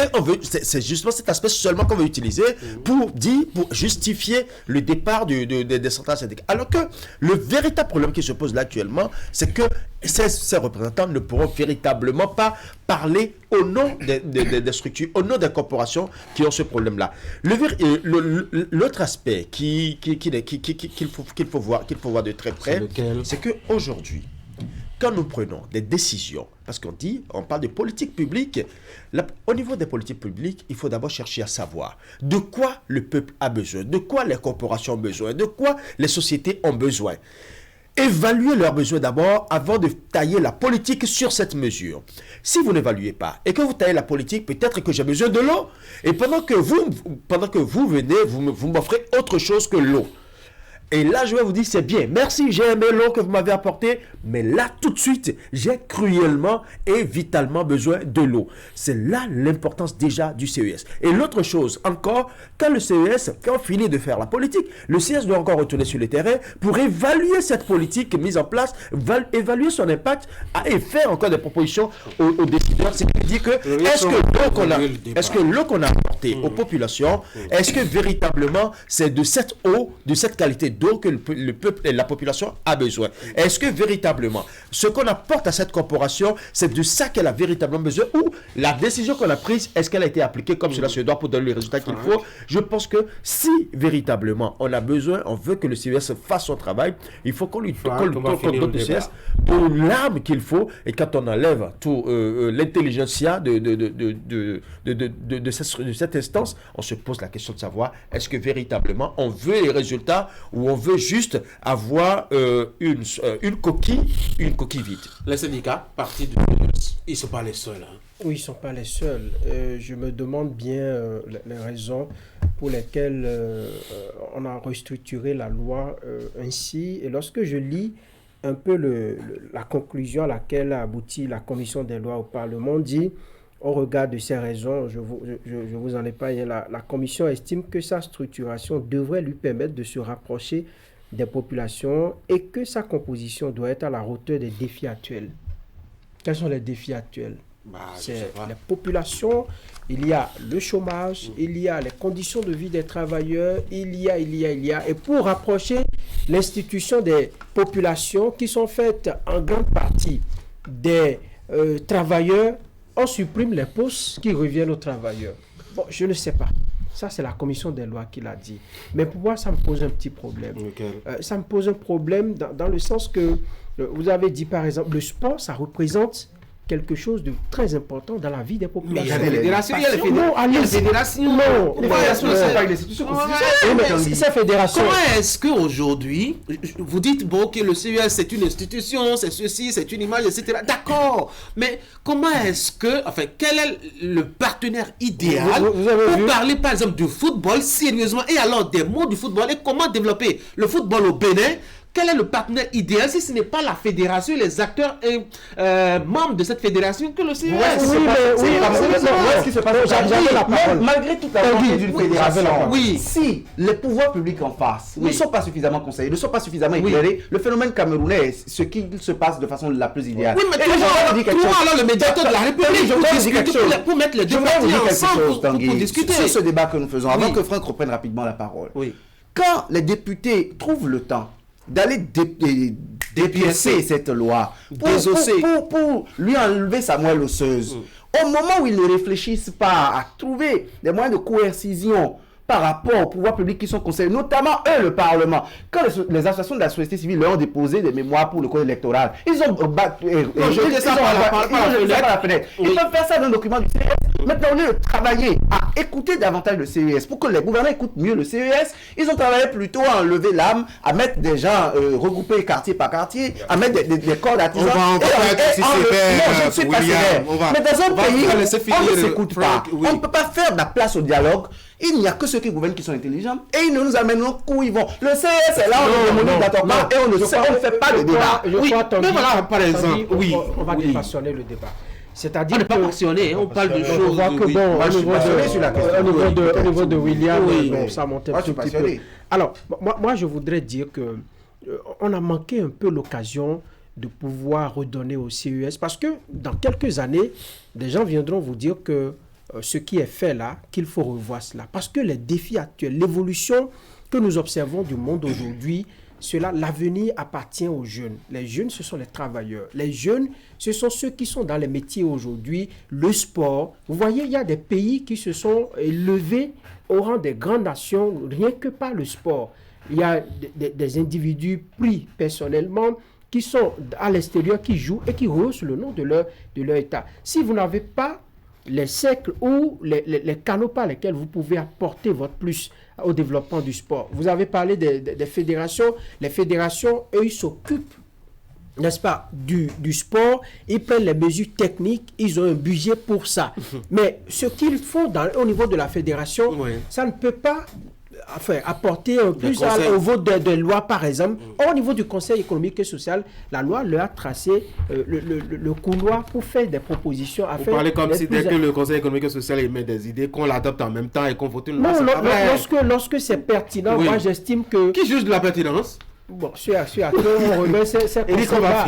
Moi, je me dis qu'il y avait quand même le milieu, la tribune, pour leur permettre de faire... Ça dit que si on a on pouvait au lieu de la fragiliser. Je pense que dans la nouvelle configuration, on peut être touché par le sentiment d'exclusion dont revendiquent les syndicalistes. Parce que quand vous appartenez à une organisation depuis sa création et que on trouve aujourd'hui, n'est-ce pas, des raisons pour justifier un peu votre absence, on peut crier, n'est-ce pas, à l'exclusion. Mais il y a meilleur, Tanguy, dans cette nouvelle loi organique. Oui. Selon l'article 5, par exemple, on dit les membres du CS sont des personnalités qui ont démontré et justifié le concours au développement économique, social, agricole, culturel, scientifique, artistique, technique de la nation. On va exiger alors de ces personnes un certain nombre de profils, n'est-ce pas, pour que le travail soit bien fait. Ils sont désignés pour un mandat de 5 ans renouvelable une fois. Et pour rejoindre un peu ce que Franck disait, aujourd'hui, pour être plus proche des populations, le CS est organisé en conseils départementaux et puis conseil national. Et donc, il y aura une architecture au niveau départemental où on va pouvoir trouver des membres pour que déjà dès la base... on veut même démultiplier les postes, on veut les... Ah d'accord. Et donc, pour que déjà à la base, n'est-ce pas, qu'on puisse aborder des questions de proximité avant de les remonter au plan national. Allez, on va passer à notre sujet. De toute façon, la plénière a tranché, ils ont voté, ils ont envoyé les tests. Il ne reste qu'à le mettre en application. Oui, il y a également, on peut s'attendre à une petite bataille au niveau de la cour. Les gens peuvent le chef de l'État peut demander une deuxième lecture. Si tant est qu'il trouve que les travailleurs ne peuvent pas quitter. Maintenant, lui qui dit devant le MEDEF en 2022 qu'il a fait arracher le droit de grève, bon, sinon il a fait dépiécer le droit de grève, ou lui qui dit à Berlin en 2019. Il n'a pas dit ça. Ça, c'est les députés. Non, c'est sa volonté politique. Il l'a arboré en 2019 à Berlin. En 2022, devant le MEDEF, il l'a encore dit. C'est à l'actif du Parlement, mais c'est à l'actif de sa gouvernance et il en est fier. Maintenant, je n'espère pas ça de son côté, mais comme Franck l'a dit, il peut avoir une bataille juridictionnelle. On peut reprocher la relecture. On peut reprocher des choses à la relecture sur le droit de la loi sur le droit de grève. Mais ça a permis de régler quelques points du problème. Lequel? Oui, les grèves peuvent aller dans l'enseignement, par exemple. Je vous assure qu'aujourd'hui, ça a réglé un certain nombre de problèmes. On n'est plus là à... On a un enseignement de qualité. Oui, on suit les enfants, le quota de coûts est exécuté. Moi, je n'ai pas dit de tout enlever, mais ça a réglé un problème. Ça a réglé un problème. Et nous en sommes fiers aujourd'hui. Les enfants qu'on pose aujourd'hui, on sait qu'ils ont un peu dans la tête parce que, les enseignants ne les ont pas laissés en pleine année scolaire pour aller se ça, c'est vrai. On n'a plus beaucoup de perturbations de l'année scolaire et ça, c'est une évidence de toute façon. Allez, on a encore 3 sujets en même temps, il est parti. C'est quand même curieux, hein? Et on a fait cette bataille-là avant ce débat. On ne parle jamais de nous-mêmes quand il s'agit justement de faire venir les sujets de l'actualité. Vous voyez comment c'est passé, je dois dire, incognito, est-ce que c'est le mot que je dois utiliser, ce sujet concernant l'exclusion des journalistes de la Commission béninoise des droits de l'homme. Je ne sais pas comment est-ce que dans une démocratie, on peut lutter à défendre les droits de l'homme en excluant, je dois dire, les journalistes. On doit s'occuper de nos micros et caméras désormais et aller faire les reportages simplement. Ça va largement pour défendre les droits de l'homme, hein. Monsieur droit de l'homme. Non, là-dessus, je comprends, c'est tout légitime. Eric le disait tout à l'heure, quand vous y avez appartenu longtemps et qu'on doit vous sortir, naturellement, que ce soit fondé ou non, il y a une petite gêne. Maintenant, sur la question de la Commission béninoise des droits de l'homme, nous avons atteint, en tant qu'institution nationale de droits de l'homme, le statut A. Le plus haut statut en cette matière au niveau du Comité international des droits de l'homme. Et le Bénin a envie de maintenir ce statut, a envie d'être au haut niveau pour que notre institution nationale des droits de l'homme soit respectée, ne soit pas une petite institution comme c'était le cas par le passé. Vous savez, on a eu une certaine version d'institution nationale des droits de l'homme qui avait les statuts C et autres. Et pour ça, il y a les normes de Paris qui sont désormais onusiennes et qui demandent qu'au lieu de 11, 12, 13 personnes dans une institution nationale des droits de l'homme, qu'il y ait plutôt plus 7. Et moi, j'ai suivi, quand le débat était en plénière encore à l'Assemblée nationale, j'ai suivi la commission des lois, j'ai suivi le ministre de la Justice, j'ai eu la chance de rencontrer un émissaire des Nations Unies, notamment du Comité international des droits de l'homme, Afrique de l'Ouest, sur la question. En fait, à première vue, ça peut frustrer. Mais ce standard rend les 7 nouveaux les 7 nouveaux commissaires des permanents, mais surtout professionnels et experts des questions de droits de l'homme, quitte à avoir en leur sein, par exemple, de brillants journalistes, des journalistes qui ont montré des preuves de travail pour les questions des droits de l'homme, de liberté de presse, des gens qui ont même subi des coups, quitte à les avoir dans de sous-commissions, dans de petits démembrements, pour être plutôt des consultants, des experts. Mais les commissaires eux-mêmes, ils sont un profil taillé. On peut faire le débat de la pertinence. Oui, c'est vrai. On peut faire le débat de ce que les Nations Unies ont validé. Pour dire, est-ce que les Nations Unies elles-mêmes ne sont pas en train de se méprendre en instituant l'Institution nationale des droits de l'homme de la sorte? Maintenant, quand nous faisons le débat... Votre avis, c'est quoi? Mon avis est que moi, je suis partant, c'est bien étonnant peut-être, mais je suis partant pour une question de professionnalisation des droits de l'homme. Parce que on a beau avoir le statut A, ce que nous avions comme bilan n'est pas le meilleur. Qui sont ceux qui ont aidé la commission à avoir le statut A? Pourquoi vous prenez le débat? Oui, mais je comprends pas. Il n'y a pas que les journalistes. Il n'y a pas que les journalistes qui les ont aidés. Quelqu'un a dit dans ce pays qu'on ne change pas l'équipe qui gagne. Ça dit que ça ne veut pas dire que c'est une parole d'évangile. Oui, l'équipe travaille à amener la structure à un niveau et c'est en ce moment qu'on découvre qu'il y a des normes internationales. Pourquoi nous avons fait le débat sur le CES? C'est parce que nous avons atteint certains niveaux, mais nous voulons performer davantage et nous adapter à notre époque. Et le riche, on y va. Hein? Ouais, moi, il faut dire une chose. La presse ne subit que ce qu'elle accepte de subir. Nous avons déjà vu très rapidement, pour ouvrir une parenthèse avant d'aller là, Un ministre parti avec carrément le ministère même en entier. C'est la presse qui n'a pas nous emporté. avons vu. Nous voyons le bâtiment même. Nous voyons presque tous les jours la presse défendre toutes les autres corporations, défendre la légitimité des corporations, défendre les intérêts des corporations, des travailleurs qui demandent un plus à leur salaire. Nous avons vu la presse se mettre devant de la scène pour critiquer la manière dont des droits ont été violés, bafoués. Mais on ne voit pas souvent la presse décrier comment ses propres intérêts sont bafoués, comment ses droits sont vilipendés, mis à place. C'est pour cela que je dis que la presse ne subit que ce qu'elle accepte de subir. Et vous le dites. Non, je regarde William, franchement. Je regarde William pour le dire, parce que là, ici, le problème pour eux de la presse que je vois ici, c'est qu'il n'est pas le représentant de la presse.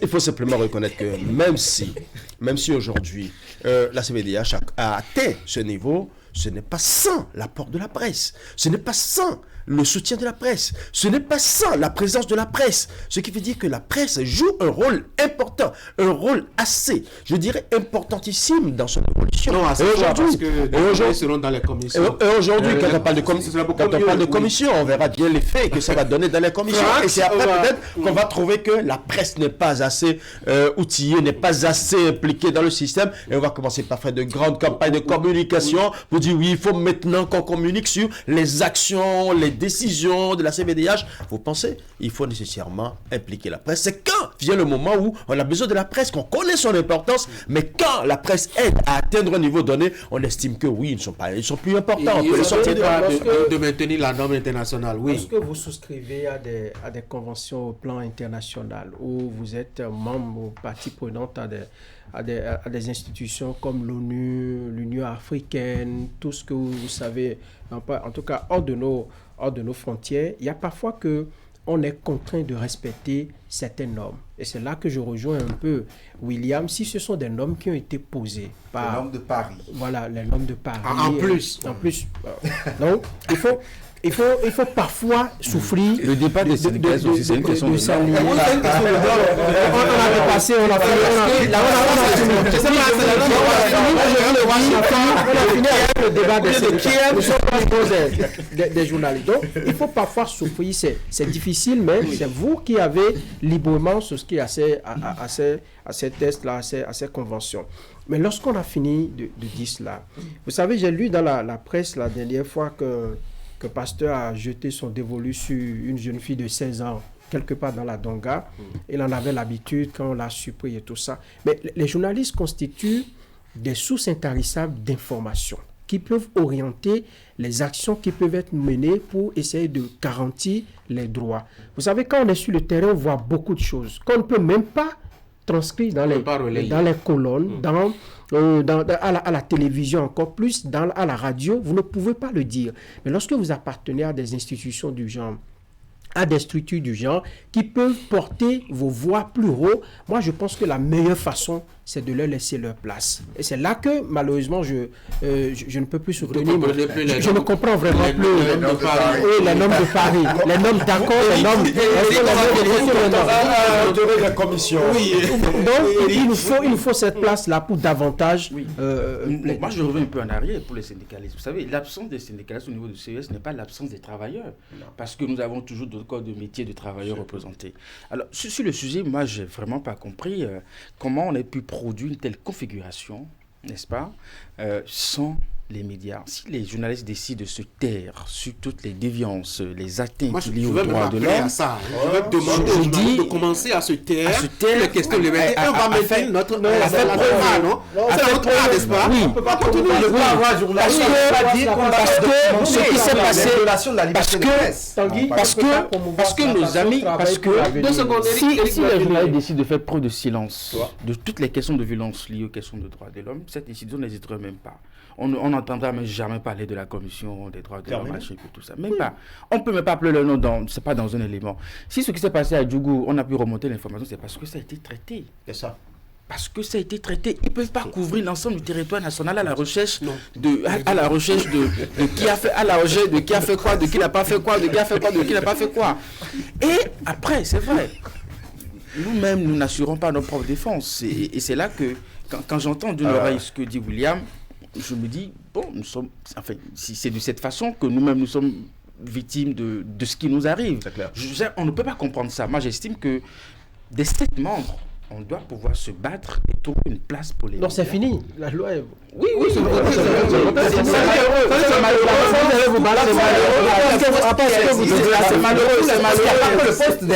malheureux. J'ai dit, tous les postes qui existent, c'est il y a malheureux. parmi ceux qu'on a supprimés là, celui des journalistes. Voilà, et c'est malheureux. Ça, c'est la liberté. Oui. Comme avant. Canal+ présente le décodeur connecté. Un concentré de technologie pour une nouvelle expérience. Naviguez dans une interface fluide et immersive à la découverte du meilleur de la télévision. Plus de 50 000 programmes en replay et 300 chaînes en direct pour le plaisir de toute la famille. Prenez le contrôle du direct et revenez jusqu'à 8 heures en arrière. Grâce à la connexion Internet, gardez le signal même en cas d'intempérie. Nouveau décodeur connecté. Plongez dans la nouvelle expérience Canal+. Venez l'essayer.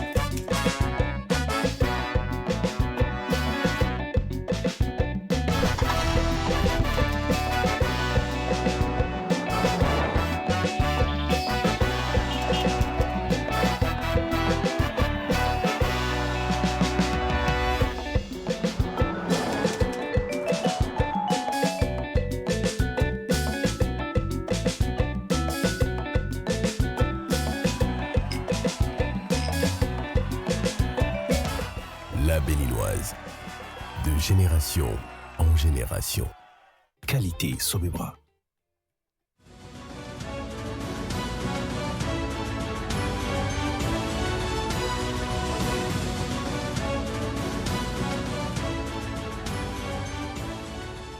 Bonjour à toutes, bonjour à tous. Boni Yayi et Nicéphore Soglo sont les chouchous de la presse nationale ce matin. Les 2 anciens présidents de la République occupent l'ensemble des parutions de ce mercredi 28 juin 2024. D'ailleurs, c'est la manchette de Fraternité qui consacre la primeur du dégel de la crise Bénin-Niger. Après la rencontre avec Tiani, le journal de Ménoté invite Soglo et Yayi à échanger avec Patrice Talon. Le quotidien justifie sa proposition par le fait que le dégel entamé par les 2 sages présidents doit passer par l'implication des 2 parties. Sur la même actualité du conflit Bénin-Niger, leader du jour annonce la fin de la mission des anciens présidents à Niamey. Le journal écrit que le peuple espère les retombées de la rencontre Soglo, Yayi et Tiani. Le pays émergent pense qu'avec cette médiation de Yayi et Soglo, une nouvelle occasion s'offre à Patrice Talon pour parler avec ses douaniers. Le potentiel comme l'observateur ne laisse pas passer cette actualité. Adrien Atinkpato et ses éléments écrivent au sujet de la résolution de la crise que Yayi et Soglo tentent des solutions chez Tiani. L'observateur lui préfère donner les détails de la bonne ambiance qui a prévalu entre Soglo, Yayi et Tiani au cours de la rencontre. Matin Libre en parle également ce matin pour une réussite de la médiation de Soglo et Yayi. Mes confrères du quotidien invitent les anciens présidents du Niger à se joindre à l'initiative. La boussole, quant à elle, s'inquiète du silence des présidents médiateurs après leur rencontre avec Tiani. Le journal pense que Soglo et Yayi devraient faire une déclaration à la presse. Mais pendant que la plupart des canards évoquent la médiation pour une solution, Nord-Sud Quotidien rapporte une mauvaise nouvelle pour la partie béninoise et même chinoise. Pour l'exportation de son pétrole, le Niger envisage d'utiliser le pipeline du Tchad, écrit le journal de Raoul Roussounou. Politique toujours toujours, mais cette fois-ci au plan national avec un colloque organisé par l'Assemblée nationale du Bénin. La majorité des canards parus ce mercredi en parlent. Le pays émergent, décryptage, Nord-Sud quotidien, les 4 vérités et fraternités parlent de ce colloque sur la consolidation de la démocratie en Afrique. Il précise qu'il réunit les politiques mais aussi les universitaires. Décryptage Info précise que les cultures politiques et la consolidation de la démocratie en Afrique sont au cœur de ce colloque. Toujours les échos de l'Assemblée nationale. Libération nous informe ce matin qu'il y a eu de nouvelles nominations au Parlement. Le journal publie les noms et prénoms des personnes concernées dans ces colonnes. En économie maintenant, Décryptage Info revient sur la réglementation bancaire au Bénin. Mes confrères du quotidien informent que la BCEAO et l'APBF scrutent les principales évolutions de la nouvelle loi. C'était à l'occasion de la rencontre périodique entre la Banque centrale et l'Association professionnelle des banques et établissements financiers du Bénin tenue hier à Cotonou. Le journal a pu également obtenir le montant injecté par les banques du Bénin pour la campagne de commercialisation du coton graine 2023-2024. Le journal indique que 362,3 milliards de francs CFA sont décaissés par les banques pour le coton graine. Économie toujours avec Décryptage Info parlant des investissements directs étrangers. Le journal rapporte que le Bénin est absent au top 20 des pays africains les plus attractifs en 2023 et pourtant le Niger est bel et bien présent sur cette liste leader, ajoutent mes confrères.